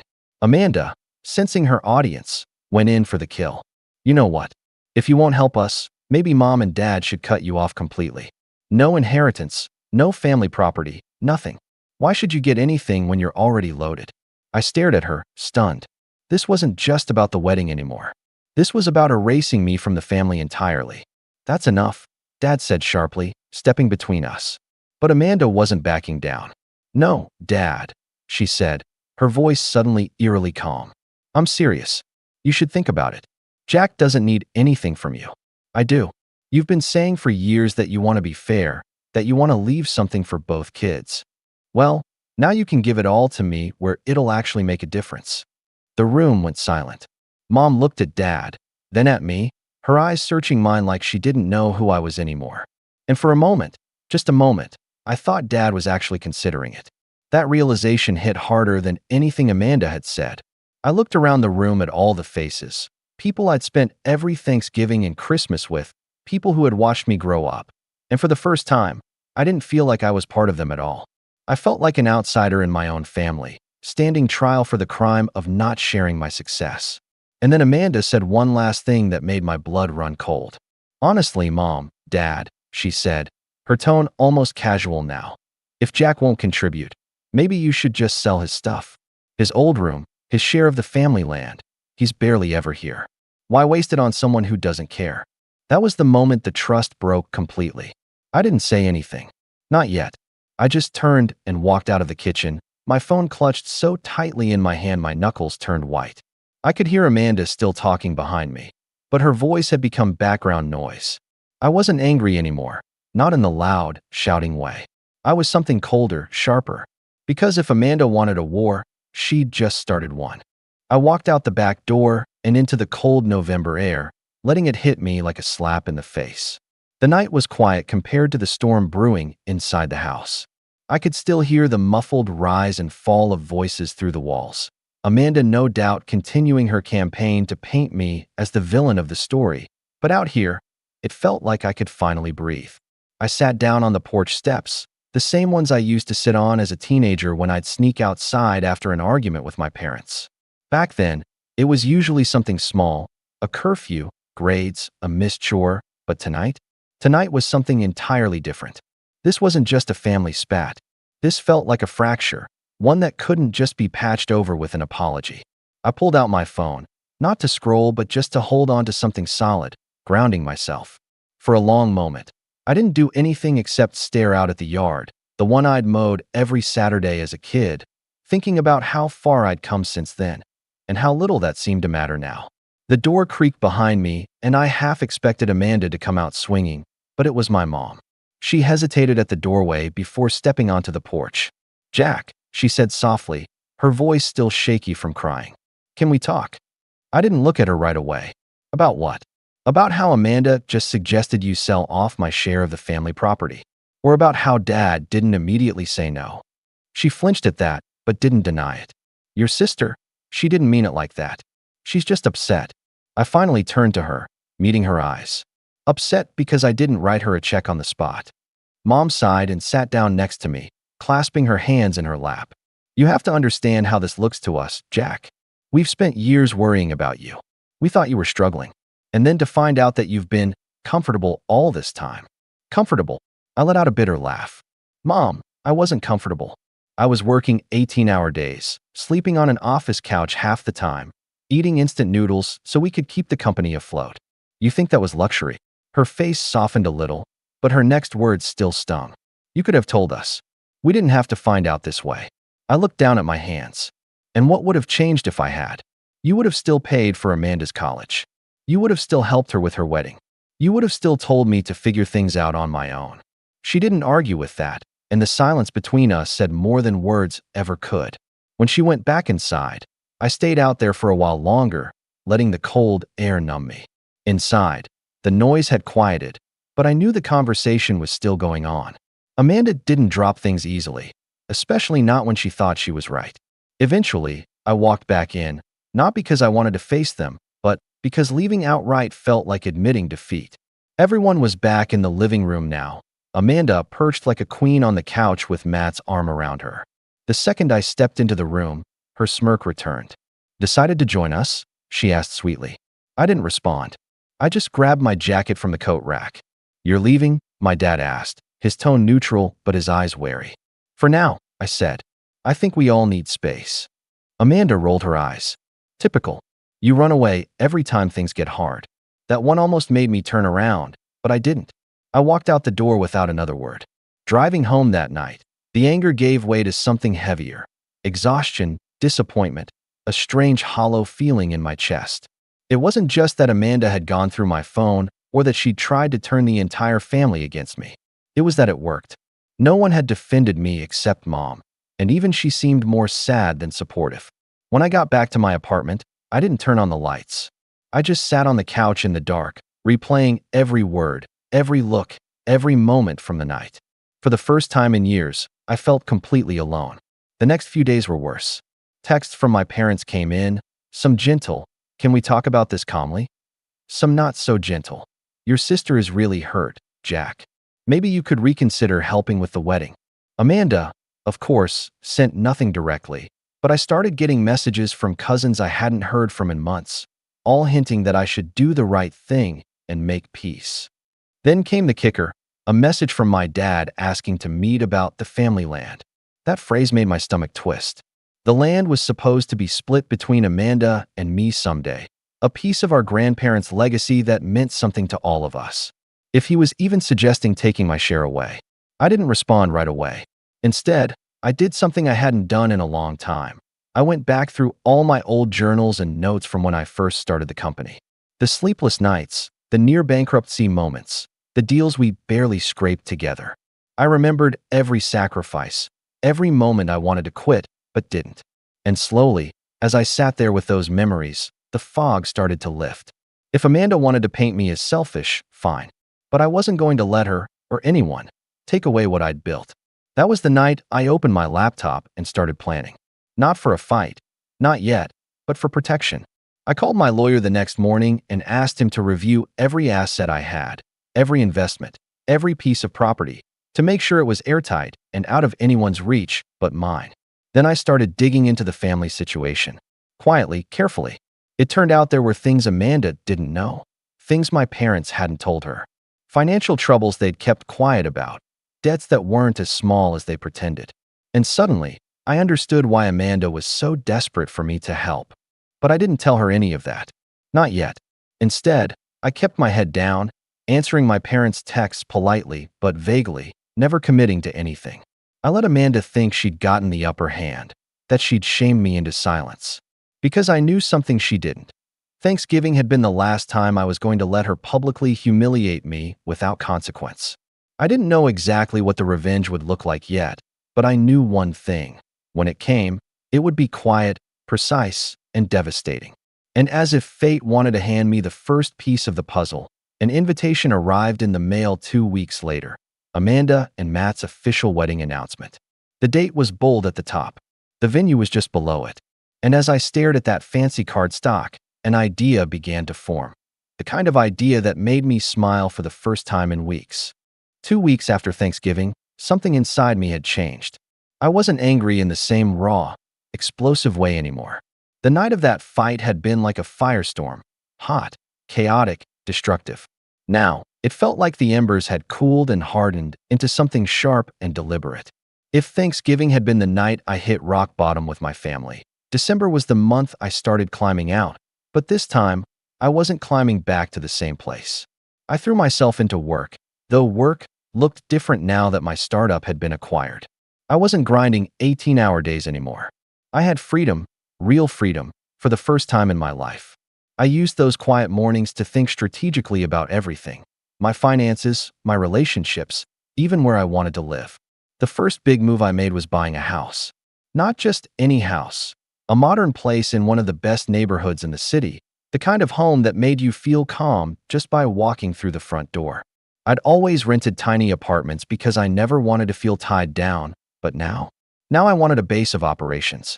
A fortress. The process was oddly satisfying. Signing those papers, wiring the funds, walking through the empty rooms and imagining what they'd look like when I was done. It felt like staking a flag in the ground. I wasn't the struggling older brother anymore. I wasn't the guy they pitied. I was building a life on my terms. With the house secured, I turned my attention to the family land issue. Dad had texted again asking if we could sit down like adults and discuss the inheritance. His wording was careful, polite, but I could read between the lines. Amanda was pressuring him.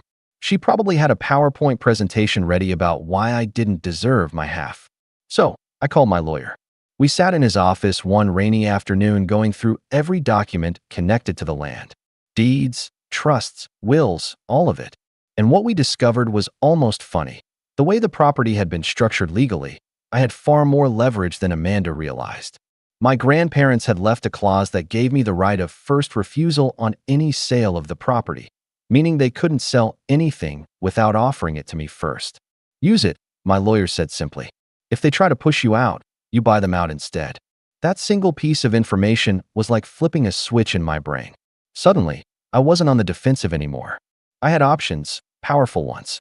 Over the next few weeks, I started quietly consolidating everything. I moved assets into a trust under my name, updated my estate plans, and put legal protections in place that would make it nearly impossible for anyone to challenge my decisions. If Amanda thought she could shame me into giving up control, she was about to learn just how wrong she was. And while all this was happening, life outside of the family drama was actually good. Better than good. I reconnected with a couple of old friends from my college days, guys I hadn't seen much during the grind years of building the company.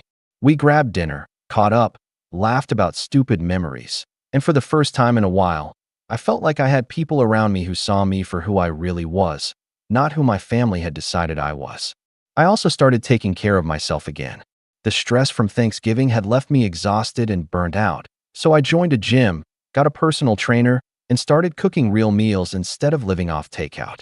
Within a month, I had more energy than I'd had in years. Amanda, of course, had no idea any of this was happening. From what I heard through the family grapevine, she was busy planning her wedding, posting Pinterest boards full of lavish decor ideas, and hinting loudly to anyone who would listen that she hoped certain people would step up financially. I ignored every one of those hints.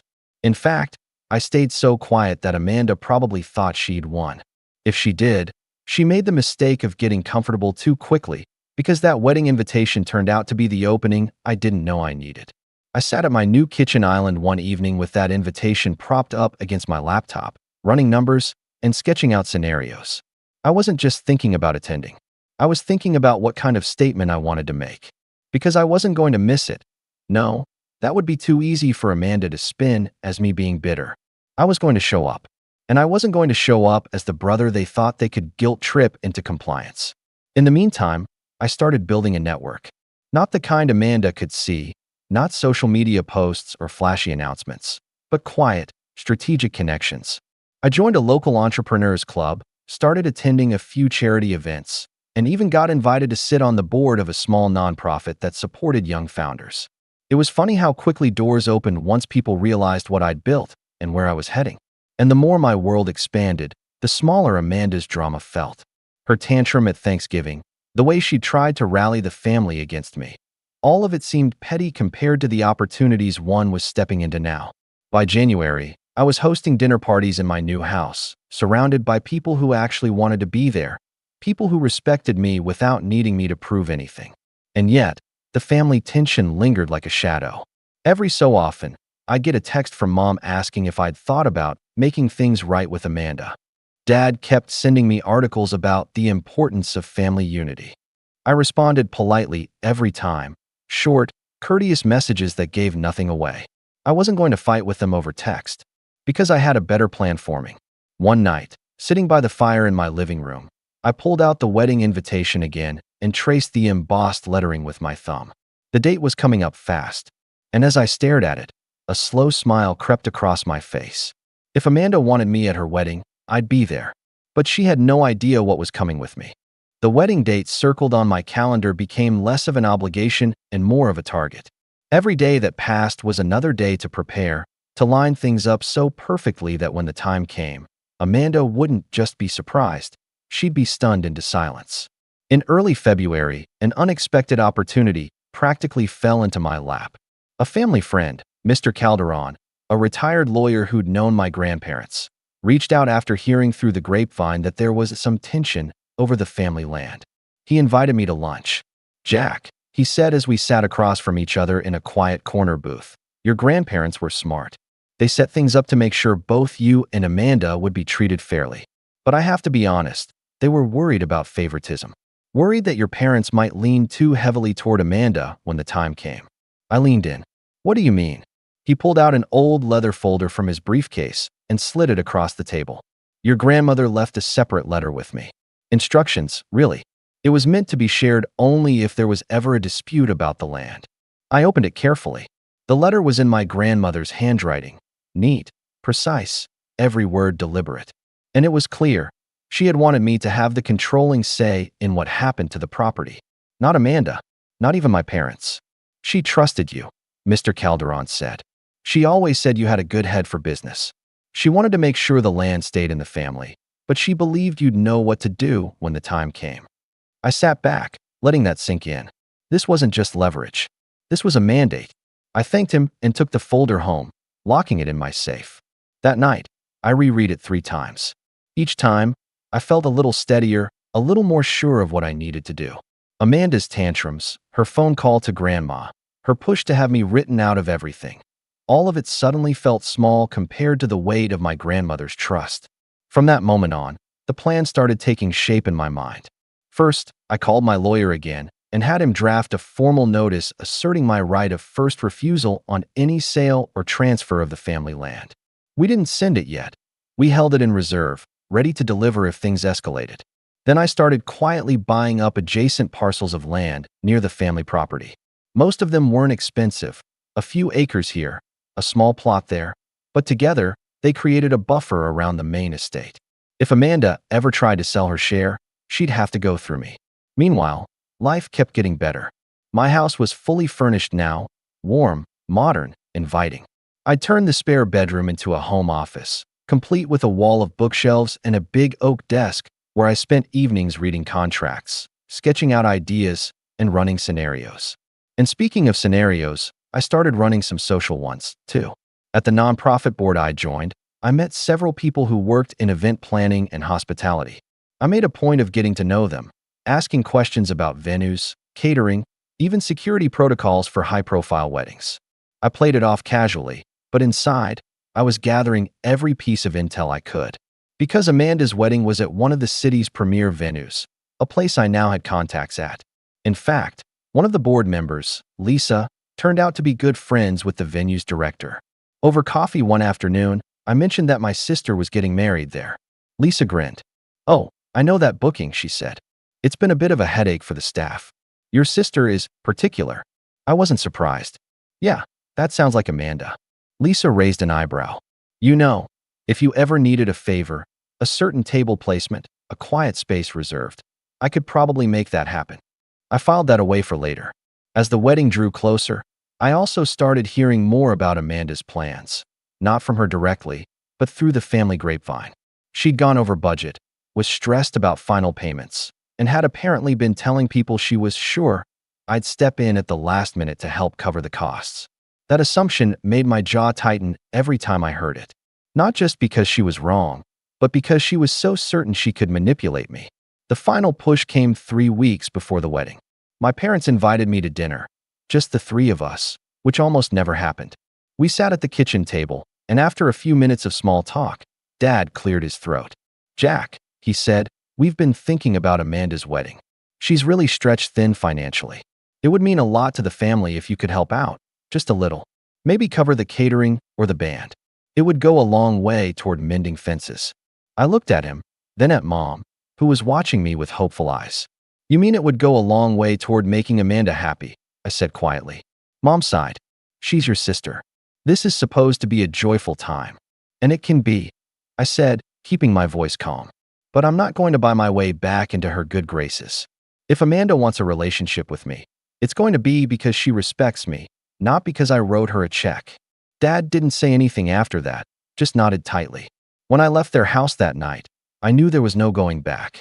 And on the drive home, the plan finally clicked into place. The whole thing, start to finish.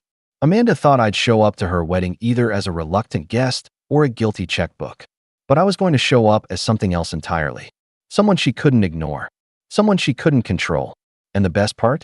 She wouldn't see it coming until it was too late to stop it. By the time I parked in my driveway, I was smiling to myself. Because for the first time since Thanksgiving, I wasn't just reacting to Amanda's games. I was about to turn the tables completely. The morning of Amanda's wedding felt almost unnervingly calm. I woke up early, not because I had to, but because I wanted time to prepare, mentally and otherwise.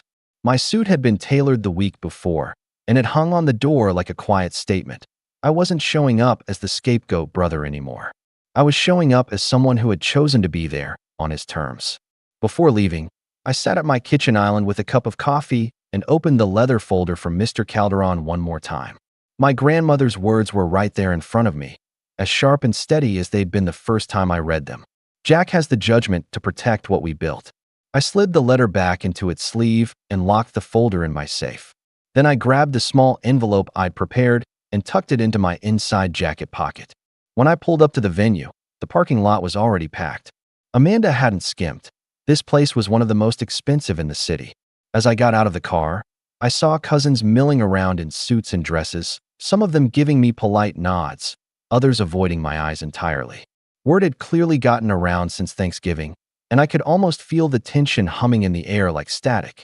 Inside, the venue was stunning. Vaulted ceilings, white flowers everywhere, a string quartet playing softly in the corner. Amanda had gone all out. I found my seat near the front, exactly where I had asked to be. That was the first small victory. Thanks to Lisa's call to the director, my name was printed neatly on the card at a prime table, right next to my parents'. Amanda hadn't been told until the morning of, and I could see the flicker of annoyance cross her face when she spotted me. The ceremony went smoothly. Vows, rings, all the usual tears from the parents. Amanda looked radiant, of course, which made sense. This was her kingdom, her carefully curated moment. But the real theater started at the reception. After the first round of speeches, I quietly excused myself and spoke to the venue coordinator, who nodded and handed me the small wireless microphone I'd requested weeks ago. When I walked back to the front of the room, I didn't have to tap my glass. The sight of me holding a mic was enough to quiet the room. "Hi everyone," I said, my voice calm, steady. I promise to keep this short. First of all, congratulations to Amanda and Matt. You both look incredible tonight, and this is a beautiful event. Amanda gave me a tight smile, clearly trying to guess where I was going with this. I wanted to take a moment, I continued, not just to celebrate the couple, but to share something that matters to me, something that I think our grandparents would have wanted shared. I reached into my jacket and pulled out the envelope. As some of you know, there's been a lot of conversation recently about the family property. I think it's time to clear the air. Amanda's smile froze. I opened the envelope and held up the document. A certified copy of my grandmother's letter, along with the legal notice my lawyer had prepared. Our grandmother left instructions, I said clearly, so no one could miss a word. She asked that I take the lead on protecting the property and ensuring it stays in the family. Effective today, I'm formally asserting my right of first refusal on any sale or transfer. That means nothing can be sold or given away without coming through me first. There was a ripple of murmurs through the crowd. My dad sat back in his chair, looking like someone had just poured a bucket of cold water over him. And because I want to honor that trust, I added, I've taken steps to make sure the property is fully maintained, including covering all outstanding debts and repairs myself. From here on out, it won't be a source of stress for anyone. I let that hang in the air for a moment, then smiled. That's all I wanted to say. Thank you. I handed the mic back to the coordinator and returned to my seat, calm and collected. The room was buzzing now, people whispering to each other.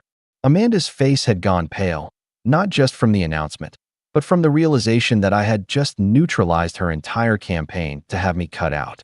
For the rest of the night, the dynamic shifted. Suddenly, cousins who hadn't spoken to me since Thanksgiving were stopping by my table to congratulate me, patting me on the back, telling me how responsible I was for stepping up. Amanda tried to regain control, of course. During dinner, she leaned over and hissed, "You had no right to hijack my wedding like that." I smiled politely. "You wanted me here, Amanda. You wanted me involved. Now I am." Her jaw tightened, but she couldn't make a scene, not with 100 guests watching, not with cameras everywhere. Later, during the dancing, I caught Dad's eye from across the room. He gave me a small nod, not exactly approval, but something close. A recognition, maybe, that I had done what he hadn't been able to. Take control of the situation without turning it into a screaming match. By the time the night ended, the whispers had spread. Amanda and Matt were now the ones being quietly criticized for pushing so hard to get me out of the picture, while I was being framed as the responsible one who had saved the family's legacy. It was poetic, really. And as I left the venue, I couldn't help but notice Amanda standing near the exit, her arms crossed, watching me go. She didn't say a word. She didn't have to. Her silence was louder than anything she could have shouted, and it told me everything I needed to know. She wasn't just angry. She knew she'd lost control. The fallout from Amanda's wedding didn't hit all at once. It spread through the family like a slow-moving storm. The next morning, I woke up to a phone buzzing with messages, but they weren't what I expected. Instead of angry texts, I saw words like "proud of you," "about time someone took charge," and "grandma would be smiling right now."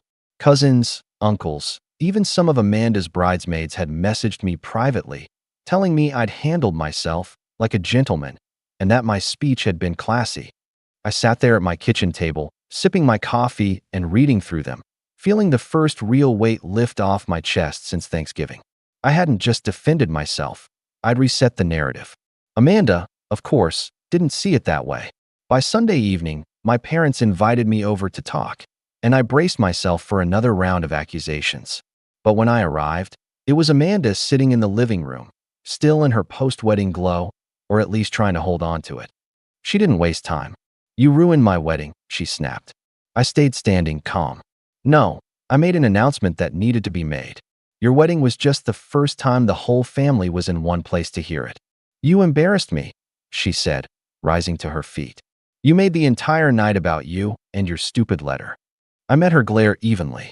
The night was still about you, Amanda. You got your perfect ceremony, your photos, your speeches. All I did was make sure the family knew where we stood going forward. That's not about you. That's about everyone. She looked to Mom and Dad for backup, but neither of them jumped in right away. Finally, Dad spoke. Amanda, he's right. What Jack did was responsible. It settles things. No more fighting about the land. Her jaw dropped. You're siding with him? Mom put a hand on her shoulder gently. We're not picking sides, honey. But this takes the pressure off all of us. Jack's already handled the repairs and the debt. That's a blessing, whether you want to admit it or not. Amanda's eyes flicked back to me, full of frustration. This isn't over. Actually, I said quietly, it is. The papers are filed. The land is protected. There's nothing left to argue about. Her face turned red, but for once, she didn't have a comeback.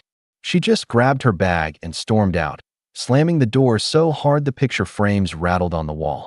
For the first time in years, my parents and I sat together in that living room without tension crackling in the air. Dad let out a long breath. You know, he said, I didn't agree with how you handled Thanksgiving. But last night, you did what had to be done, and you did it the right way. It wasn't exactly an apology, but it was close enough to feel like one. From that point on, things changed. Amanda still tried to freeze me out for a while, refusing to invite me to smaller family gatherings, but it backfired. Without my presence, those events always turned into complaint sessions about money. And since I wasn't there to be the scapegoat, Amanda started getting frustrated with Mom and Dad for not helping more. Meanwhile, my relationship with my parents actually improved. With the financial stress gone, they started visiting my new house for dinners, seeing the life I'd built for myself. Slowly but surely, they began to see me not as the difficult son, but as an equal. Amanda eventually came around, though not out of pure goodwill. About 3 months after the wedding, I got a call from her. She sounded tired, not angry this time. I heard from Mom you're looking into restoring the old barn on the property, she said. I am, I replied carefully. She was quiet for a moment, then said, if you need someone to help plan the event space, I know people who do that professionally. I almost smiled. This wasn't an apology either. Amanda didn't really do apologies, but it was her way of extending a branch. We'll see, I said. I'll let you know. And that was enough. By summer, the barn renovation was underway, and the family started using the land again for cookouts and reunions. The tension wasn't gone completely. Some things take time, but there was a shift. Amanda still had her sharp edges, but she didn't push me the way she used to. Not after she'd seen what happened when I pushed back. One night, months later, I stood at the edge of the property as the sun was setting, watching the newly repaired roof of the farmhouse glow in the last light of day. It felt different now, not just a piece of family history, but something I had actively chosen to protect. And for the first time since this whole ordeal started, I felt completely at peace. Amanda could have her spotlight, her drama, her carefully curated life. I didn't need her approval anymore, because I wasn't the scapegoat brother anymore. I was the one holding the keys, literally and figuratively. And as the lights flickered on in the farmhouse behind me, I couldn't help but smile. They finally saw me for who I really was. And this time, there was no taking that back. I was sitting in my car when I realized I couldn't hear anything except the thumping of my own heart. My name's Ryan. I'm 29, and until last weekend, I thought my family and I were, if not close, at least functional. I guess I should have seen it coming. There were always little signs, but nothing prepared me for what went down when my wife and I announced we were expecting our first child. To really explain what happened, I need to paint a picture of my family. My parents are the type who love appearances more than anything. The holidays have always been Instagram-worthy affairs, the perfect family, act on full display for neighbors and extended relatives. My sister, Emma, is 2 years younger than me, and she's always been the golden child. You know the type, straight A student, cheer captain, parents bragging about her every move like she was royalty. Me? I was more of the quiet, keep my head down kid. I did fine in school, got a decent job in IT, bought my own house, stayed out of trouble. But somehow, that never seemed to count as much. The favoritism used to be subtle. Emma got the bigger bedroom, the later curfew, the extra spending money for clothes. I got told to be grateful. When I graduated college, They took me out for dinner at Olive Garden. When Emma graduated, they rented out a venue and invited 50 people for a catered brunch. I rolled my eyes but let it go. I've always tried to be the bigger person, keep the peace.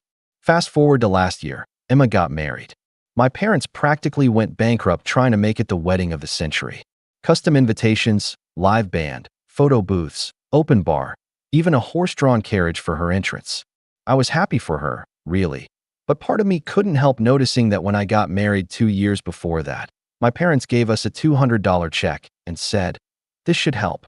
I shrugged it off then, telling myself not to keep score. But apparently, they were. A few months ago, Emma announced she was pregnant. I swear I have never seen my parents so excited. They threw her a gender reveal party with balloon arches, a dessert table, professional photographers, the works. Then they posted about it on Facebook like they'd just won the lottery. Finally, our first grandbaby. The start of the next generation. They bought Emma and her husband a brand new crib, stroller, car seat, even paid for them to take a baby moon trip to Greece. My wife and I were happy for them, though we couldn't help but joke privately about how over the top it all was. Then came last weekend. My wife, Jenna, and I had just had our 12-week ultrasound, and we were thrilled. The timing was perfect. Emma's pregnancy had already been the center of attention for months, and we thought it would be nice to share our news while the family was still in baby mode. We were naive enough to think they'd be just as happy for us. So we invited everyone over for dinner at my parents' house. I can still see Jenna's nervous smile as we set the ultrasound picture on the table and told everyone, "We're expecting 2." For a moment, there was silence. I thought maybe they were processing. Then my mom let out this long sigh and said, "Oh great, another kid." My dad chuckled under his breath. Emma smirked and said, "Guess he just knocked her up for the gifts." Everyone laughed, like it was the funniest thing they'd ever heard. Jenna's face went pale, and her eyes filled with tears. I felt like someone had punched me in the chest. I tried to keep my voice calm when I asked, "So, nothing for our child? No congratulations? Not even a hug?" My mom rolled her eyes and said, "Stop making drama. This is our house. If you don't like it, you can leave." My dad nodded, looking annoyed, like we were ruining dinner by existing. Emma leaned back in her chair, smug, and added, "Not everything has to be about you, Ryan." That was it for me. I stood up, took Jenna's hand, and said, "We're done here." We walked out, leaving the ultrasound photo on the table. I could hear my dad mutter something about me being overly sensitive as the door closed behind us. That night, Jenna cried herself to sleep. I just sat there in the dark, staring at the ceiling, feeling this mix of anger and heartbreak that I didn't know what to do with. These were supposed to be the people we celebrated with. Instead, they turned what should have been one of the happiest days of our lives into a humiliation. I remember thinking, maybe this is it. Maybe we just go low contact, raise our baby without them, and stop trying to win approval that we're clearly never going to get. But then, the next morning, my phone started buzzing. 24 missed calls, voicemails, texts, all from my mom, dad, even Emma. "It's urgent. Please pick up. Ryan, you need to call us back right now." My stomach dropped. Part of me wanted to ignore them out of spite. Part of me was curious. Whatever it was, it clearly wasn't good, and it felt like for once, they needed me. When I finally worked up the nerve to look through the missed calls, my stomach was in knots. The last time my family had been this desperate to get a hold of me was years ago when my dad had a medical emergency. I sat at the kitchen table, thumb hovering over the call button, trying to decide if I even wanted to deal with whatever was happening. Jenna walked in, still puffy-eyed from crying, holding a mug of tea. "Are you going to call them back?" she asked softly. I just shook my head at first. I don't know if I can stomach it right now. Not after last night. We sat there in silence until my phone buzzed again. This time it was my sister calling over FaceTime. Against my better judgment, I answered. Emma's face filled the screen, and she looked shaken. I'd never seen her that pale. "Ryan, thank God. Listen, you have to come over to Mom and Dad's right now. Please." She was talking so fast I had to tell her to slow down. "What happened?" I asked, already bracing myself for something dramatic. Look, I can't explain over the phone. Just please get here. Everyone's here." Part of me wanted to hang up right there, but there was this tiny piece of me that still cared, still felt responsible for this family, no matter how they treated me. I told Jenna, "You don't have to come if you don't want to." But she surprised me by putting on her coat and saying, "No. If we're doing this, we're doing it together." When we pulled up to my parents' house, there were already 3 cars in the driveway: my parents', Emma's, and my uncle's. The curtains were drawn, but I could see silhouettes moving around inside. The air was heavy, tense. When we stepped in, everyone turned to look at us at once. The living room was dead silent except for the sound of my mom's anxious pacing. She stopped when she saw me and immediately started talking, words spilling out like water from a burst pipe. "It's the baby shower," she blurted. "The venue called this morning. They said the final payment bounced. Something about the card being declined, and now they're saying if we don't settle the balance by tonight, they'll cancel the whole thing." I blinked at her, stunned. "Wait, you threw a party so big you couldn't even pay for it?" My dad bristled. "It's not that we can't pay. There was some mix-up with the account. You know how these banks are." Emma looked on the verge of tears. "Ryan, you don't understand. This is supposed to be tomorrow. We sent out the invites. We have people flying in. If this gets canceled, it'll be humiliating." I couldn't believe what I was hearing. After everything they had said to me the night before, they were now panicking about saving face for Emma's party? I exchanged a look with Jenna, who gave me a barely there shake of her head as if to say, "Don't jump in yet. Listen first." "So what does this have to do with me?" I asked slowly. My mom clasped her hands together in a way that made her look almost pleading. "We need someone who can pay the venue today to keep the reservation secure, just until the bank clears things up." My dad added gruffly, "You've always been responsible with money. We figured maybe you could front it." There it was. The real reason for all the missed calls. Not because of some family emergency, not because they were worried about me or Jenna, because they needed my wallet. I felt a strange calm wash over me. Maybe it was anger, maybe clarity. "So let me get this straight," I said carefully. "Last night you told us our baby wasn't worth celebrating. You told us to leave your house if we didn't like it. You laughed at my wife. And now you want me to pay for a party for Emma?" My sister's face went red. "It's not just for me," she snapped. "It's for the whole family. For the baby." My mom chimed in. "Ryan, don't be petty. This is bigger than whatever grudge you're holding." My dad sighed heavily, as if I were a difficult child rather than a grown man. "Can't you put your feelings aside just this once and do what's right?" The room was spinning. I couldn't decide if I wanted to laugh or scream. Jenna reached over and put her hand on my knee, grounding me. I could feel my pulse hammering in my ears. "Do what's right," I repeated slowly. "You think what's right is me bailing you out while you treat my wife like trash?" No one said anything. My uncle, who'd been sitting quietly in the corner, cleared his throat and muttered, "He's got a point." My dad shot him a look that could kill, but didn't say anything. I stood up. "You know what? I think we're done here. Jenna and I have a baby to prepare for, and we've got plenty to focus on without getting dragged into your drama." My mom looked like she was about to cry. "Ryan, please. You're going to let your niece's first big celebration get ruined because of a fight." I stared at her for a long moment. "No, Mom," I said softly. "You're the ones who ruined this. We just finally noticed." Then I turned and walked out, Jenna right behind me. No one tried to stop us this time. The whole house was silent except for Emma's choked little sob as we shut the door.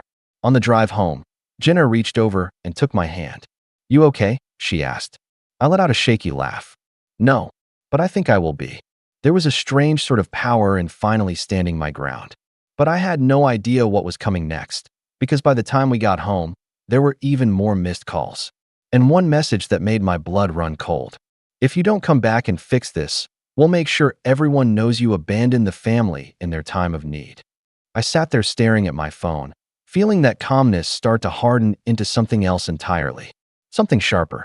Because if they wanted to play this game, they had no idea who they were dealing with. And that was the moment I realized things were about to get very, very interesting.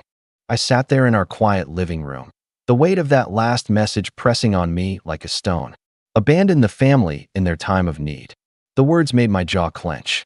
They twisted everything, made me the villain in a story where I'd been the one humiliated first. Jenna sat across from me on the couch, clutching a throw pillow against her stomach like a shield. "What did they say?" she asked. I handed her the phone. She read the message, her face unreadable, then looked up at me. "Ryan, they're threatening you." I nodded. "Yeah, they are. The thing is, I'd spent my whole life being the peacemaker, the one who swallowed his pride for the sake of keeping things smooth. But there's something about watching your wife cry herself to sleep that rewires your brain. My family had taken that one step too far, and now they were trying to paint me as the bad guy to everyone we knew. That night, I couldn't sleep. I lay awake, staring at the ceiling, replaying every slight, every dismissive comment, every time my parents had made me feel small while putting Emma on a pedestal. The graduation brunch, the wedding fiasco, the endless, "why can't you be more like your sister?" comparisons. And now this, the ultimate insult. Jenna's soft breathing beside me was the only thing that kept me from completely spiraling. Around 3 a.m., I got up and went into my office. I sat down at my desk, turned on my computer, and started pulling up old bank records. See, there was something my family had conveniently forgotten. Over the years, I'd been the one quietly helping them when things got tight.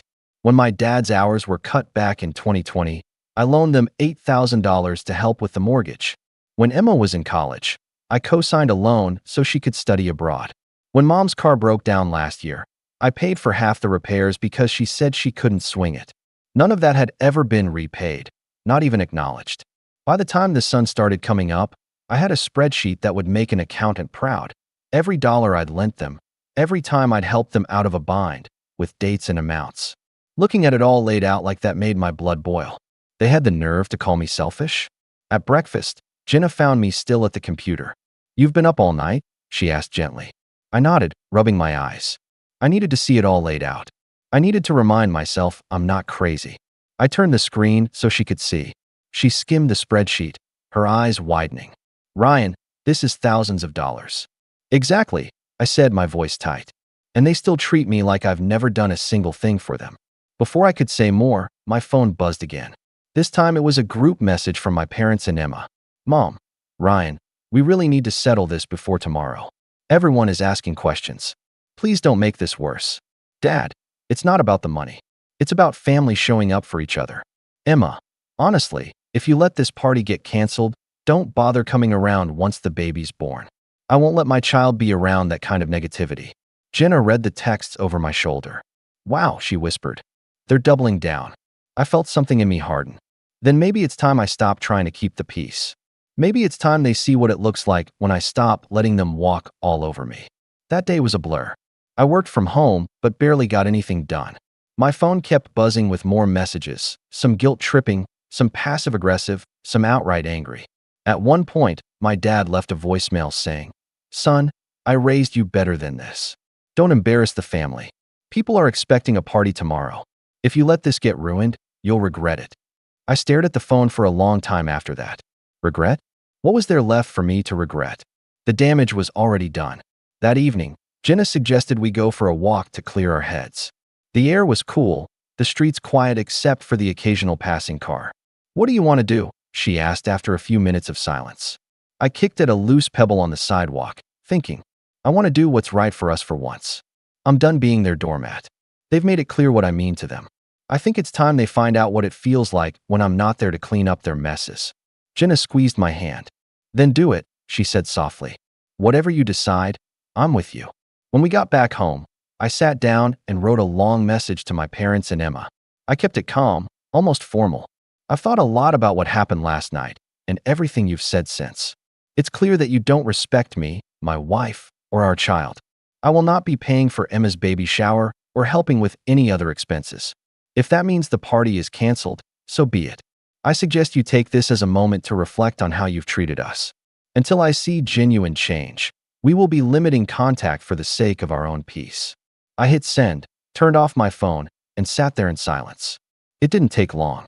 Less than an hour later, there was furious knocking at the door. Jenna and I exchanged a look. I got up, heart pounding, and opened it to find my dad standing there, red-faced. "Are you out of your mind?" he hissed, stepping inside without waiting for an invitation. "You're going to let your sister be humiliated tomorrow because of your pride?" "My pride?" I shot back. "You mean the pride you stomped on last night when you mocked my wife and laughed at our baby news?" "That was a joke," he snapped. "You're too sensitive." Jenna appeared behind me, arms crossed. "That joke made me cry myself to sleep," she said quietly. My dad froze, as if realizing for the first time that Jenna was actually affected. But then his jaw tightened. Look, I'm sorry if you were upset, but we don't have time for this right now. Are you going to pay or not? I stared at him for a long moment, then shook my head. No. His face darkened. Fine, but don't come crying to us when you've burned every bridge in this family. He turned on his heel and stormed out, slamming the door behind him. Jenna exhaled shakily. Well, that went about as expected. I sank down onto the couch, adrenaline still coursing through me. This isn't over, I said quietly. They're not going to let this go, and honestly, I'm not sure I want them to. I think it's time I stopped playing defense. That night, as we got ready for bed, my mind was racing. I kept thinking about all the times I'd bailed them out, all the leverage I had without even realizing it. My family thought they could guilt me into submission because that's what had always worked before. But tomorrow was going to be different. When I woke up the next morning, my phone was full again. Calls, texts, even messages from cousins and family friends. Word had clearly spread. People were concerned, disappointed, even ashamed. Emma had apparently posted something vague on Facebook about certain family members ruining what should have been a special day. I stared at the screen, my jaw tightening. If they wanted to take this public, then maybe that was exactly what needed to happen. And as that thought settled in, I felt the anger in my chest shift into something colder, sharper. This wasn't just about a party anymore. This was about years of being treated like the lesser child. About finally drawing a line in the sand. Because if my family wanted a war, I was starting to think I might just give them one. And that's exactly when the phone rang again, this time from an unknown number. Something told me this call was going to change everything. The phone kept ringing, each chime a little sharper, a little more insistent, like it knew I was hesitating. I let it go to voicemail, but whoever it was called back immediately. Jenna was sitting across from me at the breakfast table, her spoon hovering above her cereal. You should answer, she said, her voice calm but firm. I swiped to accept the call and put it on speaker. Ryan. It was a woman's voice, professional, clipped, unfamiliar. This is him. This is Allison from Brookwood Events, she said, naming the venue my parents had rented for Emma's baby shower. My stomach sank. I already knew what was coming. I've been trying to get a hold of your parents this morning, she continued. I'm calling because we haven't received the remaining payment for tomorrow's event. Per your contract, if we don't have confirmation by 5 p.m. today, we'll have to release the space. I could hear Jenna trying not to laugh at the timing. I think you're looking for my parents, I said slowly. I am, Allison replied. But they said you might be handling the payment? I almost laughed out loud. No, I said simply. I won't be. There was a pause on the line. Then I'm afraid the event will be canceled. Do what you need to do, I said, then hung up. Jenna stared at me, wide-eyed. That's it. You're letting it go. I leaned back in my chair, thinking. I'm letting them face the consequences of their choices, I said. If they cared more about keeping the party than about humiliating us, they would have apologized by now. They've had plenty of chances. But if I thought that would be the end of it, I was wrong. By noon, my phone was exploding again, calls, texts, even a few angry DMs from relatives I barely spoke to. Emma had apparently posted a long, tearful rant on Facebook about being abandoned by her own brother a day before the most important moment of her life. There were comments pouring in, sympathy flooding toward her, and a few passive-aggressive ones clearly aimed at me. See what she's doing? Jenna said, scrolling through the comments on her phone. She's already spinning this to make you look like the villain. I clenched my fists. Then maybe it's time everyone sees the whole story. I opened my laptop, pulled up the spreadsheet I'd made with every dollar I'd ever lent or spent on my family's behalf, and took a screenshot. I posted it in response to Emma's post with a single caption. Funny how I was a good brother when I was paying for your loans, your trips, and even part of Mom's car repair. But the second I say no, suddenly I'm abandoning the family. Within minutes, the comments section exploded. Half the family was suddenly very quiet. A few cousins messaged me privately, saying they had no idea I'd been supporting my parents financially for years. My uncle even chimed in publicly. I can confirm this is true. Ryan has been helping them for a long time. Emma deleted her post within the hour, but the damage was done. The perfect Golden Girl image had cracked. That afternoon, I got a text from my dad. We need to talk. Come over tonight. No yelling. Just a conversation. I showed Jenna. Do we go? She hesitated. If we do, we go together. And we don't let them steamroll you this time. So that evening, we drove to my parents' house. The air felt thick as we walked up the driveway. Inside, my mom was sitting on the couch, wringing her hands, and my dad was standing by the window. Emma sat in the corner, arms crossed, looking like she'd been crying, but also like she was ready for a fight. "Thanks for coming," my dad said stiffly. "Let's cut to the chase," I said, keeping my voice calm. "You wanted to talk?" My mom started. "Ryan, you humiliated your sister today, posting private financial information online. How could you do that to family?" I almost laughed. "Private? You mean the money you never paid back? The money you acted like I never gave? I'm done keeping secrets so you can keep up appearances." Emma jumped in. "You didn't have to make it public. Do you know how embarrassing that was?" "Embarrassing?" I said, my voice rising despite myself.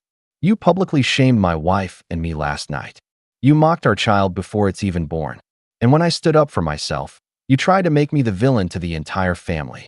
You embarrassed yourself, Emma." The room went quiet. My dad finally spoke, his voice low. "Son, we just wanted to make sure Emma felt celebrated. You know she's been through a lot." I stared at him in disbelief. "So have we. But that doesn't give you the right to treat us like second-class citizens in this family." My mom's lip trembled. For the first time, I thought she might actually cry. "We just wanted everyone to be happy," she whispered. "Well, congratulations," Jenna said sharply from beside me. "Because now everyone is miserable." My dad rubbed his face and sank into a chair. "What do you want from us, Ryan?" That question hung in the air like smoke. For years, I'd have given anything just to be treated equally, to get a pat on the back or a word of praise. But something had shifted in me since last night. I didn't want scraps of approval anymore. I wanted respect. "I want you to admit you were wrong," I said finally. "Not just to me, but to Jenna. And I want you to stop treating Emma like she's the only one who matters. We're about to give you another grandchild, whether you like it or not.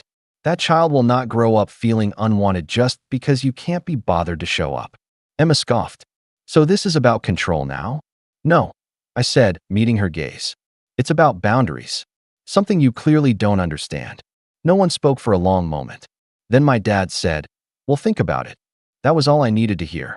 "Take all the time you need," I said, standing. "But until you figure it out, Jenna and I are stepping back. Don't call, don't text. When you're ready to treat us like equals, you know where to find us." I turned and walked out. This time, Jenna didn't just follow. She slipped her hand into mine and squeezed.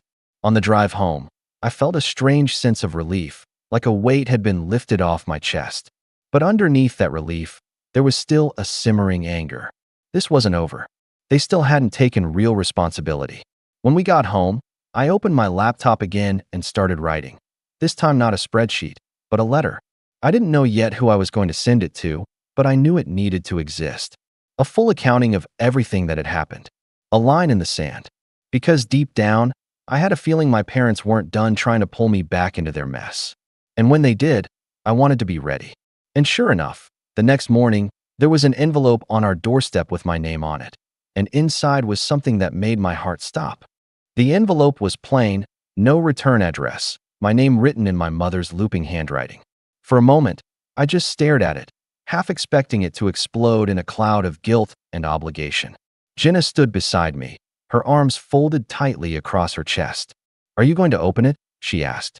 I swallowed hard and nodded, tearing it open carefully. Inside was a single folded sheet of stationery. My mom's perfume clung to the paper, that same scent I'd known since childhood, the one that used to mean safety, comfort. Now it just made my stomach twist. I unfolded it slowly, my eyes scanning the neat script. "Ryan, we're all still very upset about how things went the past few days. Your father and I have been up all night talking. We know emotions are high, but what you did, posting about money online, was cruel. People are asking questions, and it's embarrassing for us. Your uncle called last night, and he said you sounded angry. We just don't want this family to be divided forever. Please come by tonight so we can make this right before the baby shower tomorrow. Bring Jenna too. We need to talk about the future. About the babies. We can still fix this if you stop being stubborn. Love, Mom." I read it twice, my jaw clenching tighter with every line. "Fix this if you stop being stubborn." I repeated aloud, the words bitter on my tongue. So it's still my fault. Jenna took the letter from me, read it, and sighed. "This isn't an apology," she said quietly. "This is them trying to get you back under control before tomorrow.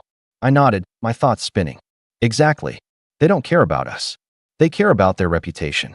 They care about making sure tomorrow goes off without a hitch so no one sees the cracks in their perfect family act. For the rest of the morning, I paced the living room, letter in hand, thinking about what to do. Part of me wanted to burn the letter, cut them off entirely, and never look back. But another part of me, the part that had spent years trying to keep the peace, knew I couldn't just let this go. If I walked away now, they'd spin the story however they wanted. Emma would play the victim, my parents would smooth things over with relatives, and Jenna and I would end up looking like the selfish ones. I think we should go, I said finally. Jenna's eyebrows shot up. Go? After everything they've said? Yes, I said, the decision settling in my chest like a weight. Not for them. For us. Because if we don't face them now, they'll never stop trying to drag us back into this. We need to make it crystal clear where we stand. That evening, as the sun was setting, we drove back to my parents' house. The tension in the air was thicker than ever. The driveway was full again. Emma's SUV, my parents' sedan, even my grandmother's car. Apparently, this had become a full-blown family summit. When we walked in, everyone was already gathered in the living room. My grandmother was perched on the edge of the armchair, her lips pressed into a thin line. My dad stood near the mantel, arms crossed.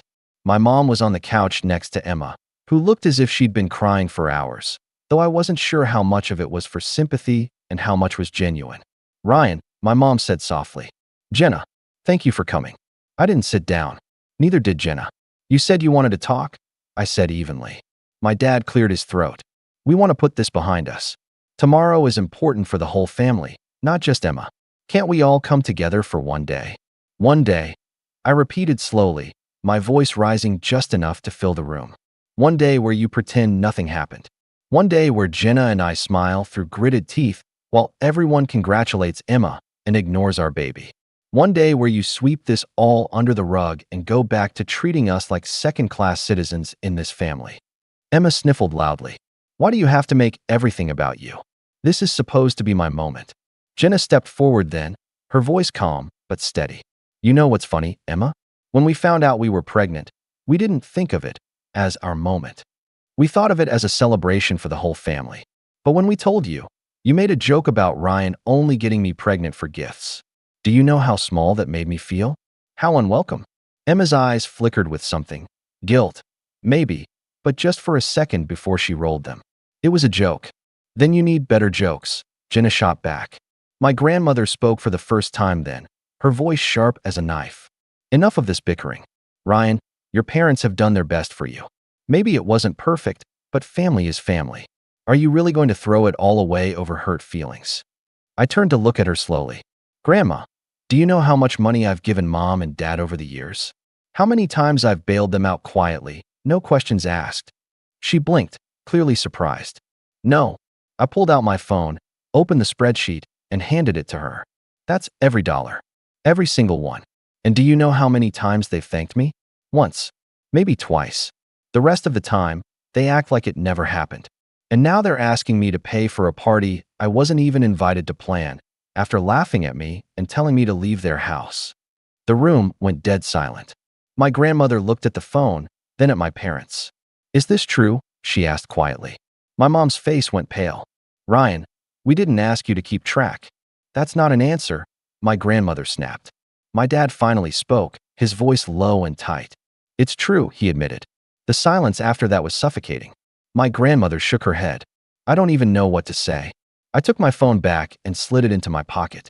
You don't have to say anything. Because I'm done talking. You want tomorrow to happen? Figure it out without me. You want me to show up and play nice? That ship has sailed. I turned to leave, but my dad's voice stopped me.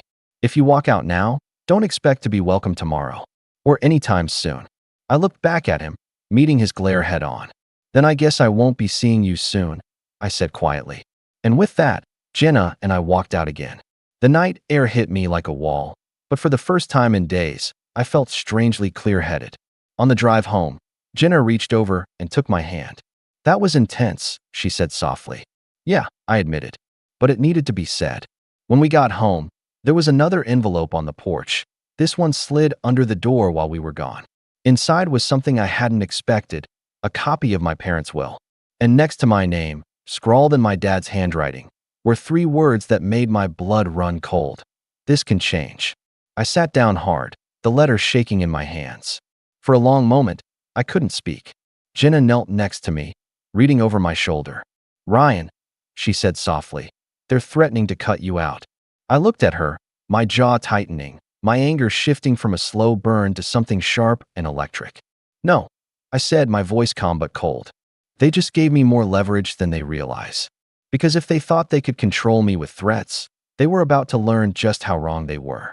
And that was the moment the idea began to take shape, an idea that would not just level the playing field, but tip it completely in my favor. I sat at the kitchen table for what felt like hours, the copy of the will spread out in front of me. My dad's scrawled note, "This can change," stared back at me like a challenge. For a long time, I didn't say anything. I just let the quiet wrap around me, heavy and oppressive. Jenna sat across from me, watching me carefully, like she was afraid I might explode. Finally, I laughed, a short, humorless sound that made Jenna flinch. "You know what this means, right?" I said, tapping the paper with one finger. "They think this is my price. That all they have to do is dangle some inheritance over my head, and I'll fall back in line." Jenna frowned. "Ryan, do you even care about the inheritance?" I leaned back in my chair, exhaling slowly. "I used to. Not because of the money itself, but because it meant, I don't know, that they still considered me part of the family. But now," I gestured toward the will, "now it just feels like a leash. And I'm done being on a leash." I folded the will neatly, slid it back into the envelope, and set it aside. If they want to play games, fine. I can play too. The next day was supposed to be the baby shower. Social media was already buzzing with relatives posting travel selfies and tagging Emma, writing things like "so excited to celebrate the newest addition to the family, and can't wait to see everyone tomorrow." I knew the party wasn't happening, unless someone had magically paid off the venue in the middle of the night, but no one had gone public about that yet. Around 10 a.m., my phone rang again. This time it was my cousin Laura, who lived 2 states away and had flown in for the event. I answered reluctantly. "Ryan," she said immediately, "what's going on?" "Everyone's saying there's a problem with the shower venue." "There is," I said bluntly. "It's canceled." She sounded stunned. "Canceled? Why?" "Because my parents couldn't pay the balance and then tried to guilt me into covering it," I said, my voice flat. When I said no, they decided to make me the bad guy instead of owning up to their mistake. Laura was silent for a moment. Then she let out a low whistle. "Wow, they really told everyone this was on you." "I just had Aunt Julie corner me at breakfast talking about how selfish you've gotten since you married Jenna." I felt my jaw tighten. "Figures." "Ryan," Laura said gently, "I know we don't talk much, but I believe you. Honestly, I've always noticed how they treat you compared to Emma. It's messed up. If you want me to say something to the rest of the family, I will." Her words caught me off guard. It was the first time anyone outside of Jenna had openly acknowledged what I'd felt my whole life. "Thanks, Laura," I said, my voice softer. "I might take you up on that." After we hung up, Jenna came into the kitchen, holding her phone. "You're going to want to see this," she said grimly, and handed it to me. Emma had posted a new status. "Some people just love tearing down happy moments. Don't worry, everyone. We're still going to celebrate today, even if some family members try to ruin everything." There were already dozens of comments underneath, most of them sympathetic. People offering to help, asking for the new address. I could practically hear Emma basking in the attention, playing the victim. "She's going to try to throw something last minute at Mom and Dad's house," I said slowly. "Even if it's just cake and decorations in the backyard. She's not going to let her moment slip away." "So what do we do?" Jenna asked. I sat down, drumming my fingers against the table. "We don't stop her," I said finally. "We let them throw their little pity party. And then we make sure the truth comes out where everyone can see it." That afternoon, I went into my office and dug through old emails and bank statements. I found the confirmation receipts from the money I'd lent my parents, screenshots of the texts where they'd promised to pay me back as soon as possible. I even found the old messages from Emma begging me to co-sign that loan for her study abroad trip, telling me she'd be forever grateful. When I had everything together, I drafted a post. Not angry, not ranting, just factual. I laid out the timeline of events, from the night we announced our pregnancy to the baby shower payment issue. I attached the receipts, redacting sensitive information, but leaving just enough to prove I wasn't making anything up. Before I hit post, I showed it to Jenna. "Are you sure about this?" she asked, her voice careful. "Yes," I said, "because they've been controlling the narrative for too long. This time, people are going to hear our side before Emma spins it into something else." I scheduled the post to go live at 4 p.m., the exact time the original baby shower was supposed to start. When 4 o'clock rolled around, my phone lit up like a Christmas tree. Notifications poured in. Comments, shares, messages. Some relatives were shocked, some angry, some quietly supportive. My uncle texted me a simple, "Good for you." About time. But the real explosion came half an hour later when Emma posted a furious reply. "Wow. Way to make everything about you, Ryan. Congratulations, you ruined my baby shower and humiliated our parents." I didn't respond. I didn't have to. The comments under her post were already turning against her. People were asking why she hadn't apologized for mocking our pregnancy, why she was blaming me for a bill that wasn't mine to pay. Even a few of her friends chimed in, saying they were shocked at how mean-spirited the joke had been. That night, Jenna and I sat on the couch, scrolling through the chaos together. "It's like watching a house of cards collapse," she said quietly. "Yeah," I agreed, though there was no satisfaction in my voice yet. "Not yet. But this isn't the end. They're not going to let this go. They're going to come back at me harder." As if on cue, my phone buzzed with a text from my dad. "You've made a fool of this family. We'll talk tomorrow." In person. I stared at the message, a slow, cold smile spreading across my face. "Good," I murmured. "Let them come." Because by now, I had more than just receipts. I had a plan. And when they showed up tomorrow, I was going to make sure they finally understood that I wasn't their scapegoat anymore. Jenna must have seen the look in my eyes because she reached over, squeezed my hand, and said softly, "Whatever you're thinking, I'm with you. Just make sure you do it smart." I nodded, feeling that strange, electric clarity settle over me again. This wasn't just about money anymore. This was about years of being treated like I was less. Tomorrow, I thought, was going to be the day everything changed. And as I sat there, refining my plan in my head, a new message came through from an unknown number, one that made my heart skip a beat. "Ryan, you don't know me, but you need to hear what really happened with that payment." I stared at the screen, my pulse quickening. Whoever this was, they might have just handed me the missing piece I didn't even know I needed. The unknown number stared back at me like a blinking cursor. For a moment, I just sat there, my thumb hovering over the screen, my chest tightening. Jenna leaned over my shoulder. "Who is it?" she asked softly. "No idea," I muttered, my voice low. "But they know about the payment." Before I could overthink it, I texted back, "Who is this?" A moment passed, then another, and then 3 gray dots appeared. "My name's Tessa. I work at Brookwood Events. I was the one who called you yesterday about the payment." That made my pulse quicken. "I probably shouldn't be doing this," she continued, "but I saw what your sister posted online, and it bothered me.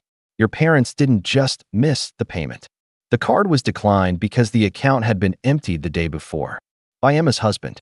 I read the message twice, my brain working overtime. "Emptied? What do you mean emptied?" I typed back. This time she sent a longer reply. "I shouldn't have access to their account details, but I overheard your dad arguing with someone from the bank on speakerphone this morning. He was saying the balance had been drained for personal expenses and that the funds wouldn't clear in time. It sounded like your brother-in-law made a big purchase without telling anyone. Your parents are blaming you because they don't want people to know they can't control their own finances." I set the phone down on the table, my hands shaking, not with fear, but with something sharper, more focused. Jenna watched me carefully. "What did they say?" I told her, reading the messages aloud. Her eyes widened with every word. So, the entire mess, all the guilt tripping, all the begging, was just them covering for Emma and her husband? I nodded slowly, a bitter laugh escaping me. Of course it was. They didn't just want me to fix their problem. They wanted me to do it quietly, so no one would ever know their golden daughter's husband blew through the family's money like a fool.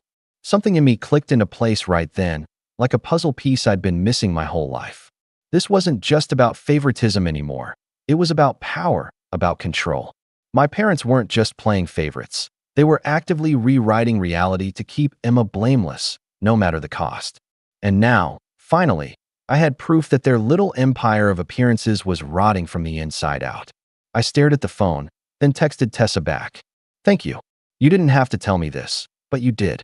That means a lot. She replied quickly. I just thought you deserved to know. Good luck tomorrow. When I looked up, Jenna was watching me with that quiet intensity she gets when she knows I'm about to do something big. What's going through your head? She asked carefully. I leaned back in my chair, feeling oddly calm. Tomorrow, I said. They wanted to have a party to celebrate Emma and sweep all this under the rug. Instead, I think tomorrow might be the day we stop pretending. I spent the rest of the night planning. Not out of revenge. Not yet, but out of a need for truth. I pulled together the screenshots from Tessa's messages, compiled the timeline of when the account was emptied, and cross-referenced it with Emma's husband's social media posts. Sure enough, he'd posted a picture 2 days ago of some expensive new toy, an ATV, captioned, "Had to treat myself before the baby comes." Jenna looked over my shoulder and shook her head. This is perfect, she said. You don't even have to accuse him of anything. Just show people the facts and let them draw their own conclusions. But the more I sat with it, the more I realized that just posting online wasn't enough this time. No, if my parents wanted a meeting in person, then I was going to give them one. A very different kind of meeting than they were expecting. The next morning, I woke up early, showered, and put on a button-down shirt and slacks, the kind of outfit I only wore to work presentations or job interviews. Jenna did the same, pulling her hair back neatly, looking every bit the picture of calm resolve. This feels like we're going to court, she said with a small smile. In a way, we are, I said. Except this time, there's no judge. Just truth. When we arrived at my parents' house, the driveway was full again. It felt like déjà vu, but this time there was no nervousness in my chest, only a cold, steady focus. We walked up to the door together, Jenna's hand brushing against mine. Inside, the entire cast was waiting. My mom, my dad, Emma, her husband, even my grandmother again. The tension in the room was thick enough to choke on. You came, my mom said, standing up quickly. Yes, I said simply. You wanted to talk. So let's talk. My dad gestured to the couch. Sit. I didn't move. No, I'll stand. For a moment, no one spoke. Then Emma's husband cleared his throat. Look, Ryan, I think we've all let things get a little out of hand. I cut him off, pulling out my phone. Out of hand. You mean like draining the account that was supposed to pay for this whole circus, and then letting everyone blame me for the fallout? The room went still. Emma's head whipped toward her husband. What is he talking about? He stammered. I don't know what he means. Oh, you do, I said, swiping open the screenshot of Tessa's message and holding it up. I have confirmation from the venue staff. The card didn't just bounce because of some random bank error. It bounced because you spent the money the day before. On this. I held up another screenshot, his grinning selfie with the brand new ATV. Emma's face turned crimson. You didn't. I did, he snapped back defensively. We needed something fun before the baby comes. You used my parents' money. Emma shouted, her voice rising. You ruined my shower. Enough, my dad barked, but it was too late. The shouting had begun. My mom had her face buried in her hands. My grandmother was demanding explanations, and Emma was half crying, half yelling at her husband while he tried to justify himself. I stood there, silent, letting it all unfold. Jenna slipped her hand into mine, her grip firm. Finally, when the room had quieted to a low simmer, I spoke. Do you understand now? I said, my voice calm. Do you understand why I said no? Why I walked away? Because every time there's a mess, you expect me to fix it. Quietly. Invisibly. And every time I do, you go right back to treating me like I'm less than. I'm done cleaning up your disasters while being treated like an outsider. My mom finally looked up, her eyes wet. Ryan, she said softly. We were just trying to protect Emma. From what? I asked, my voice sharp now. From the consequences of marrying someone irresponsible? From reality? You didn't protect her. You enabled her. And then you tried to use me to cover it up. No one said anything.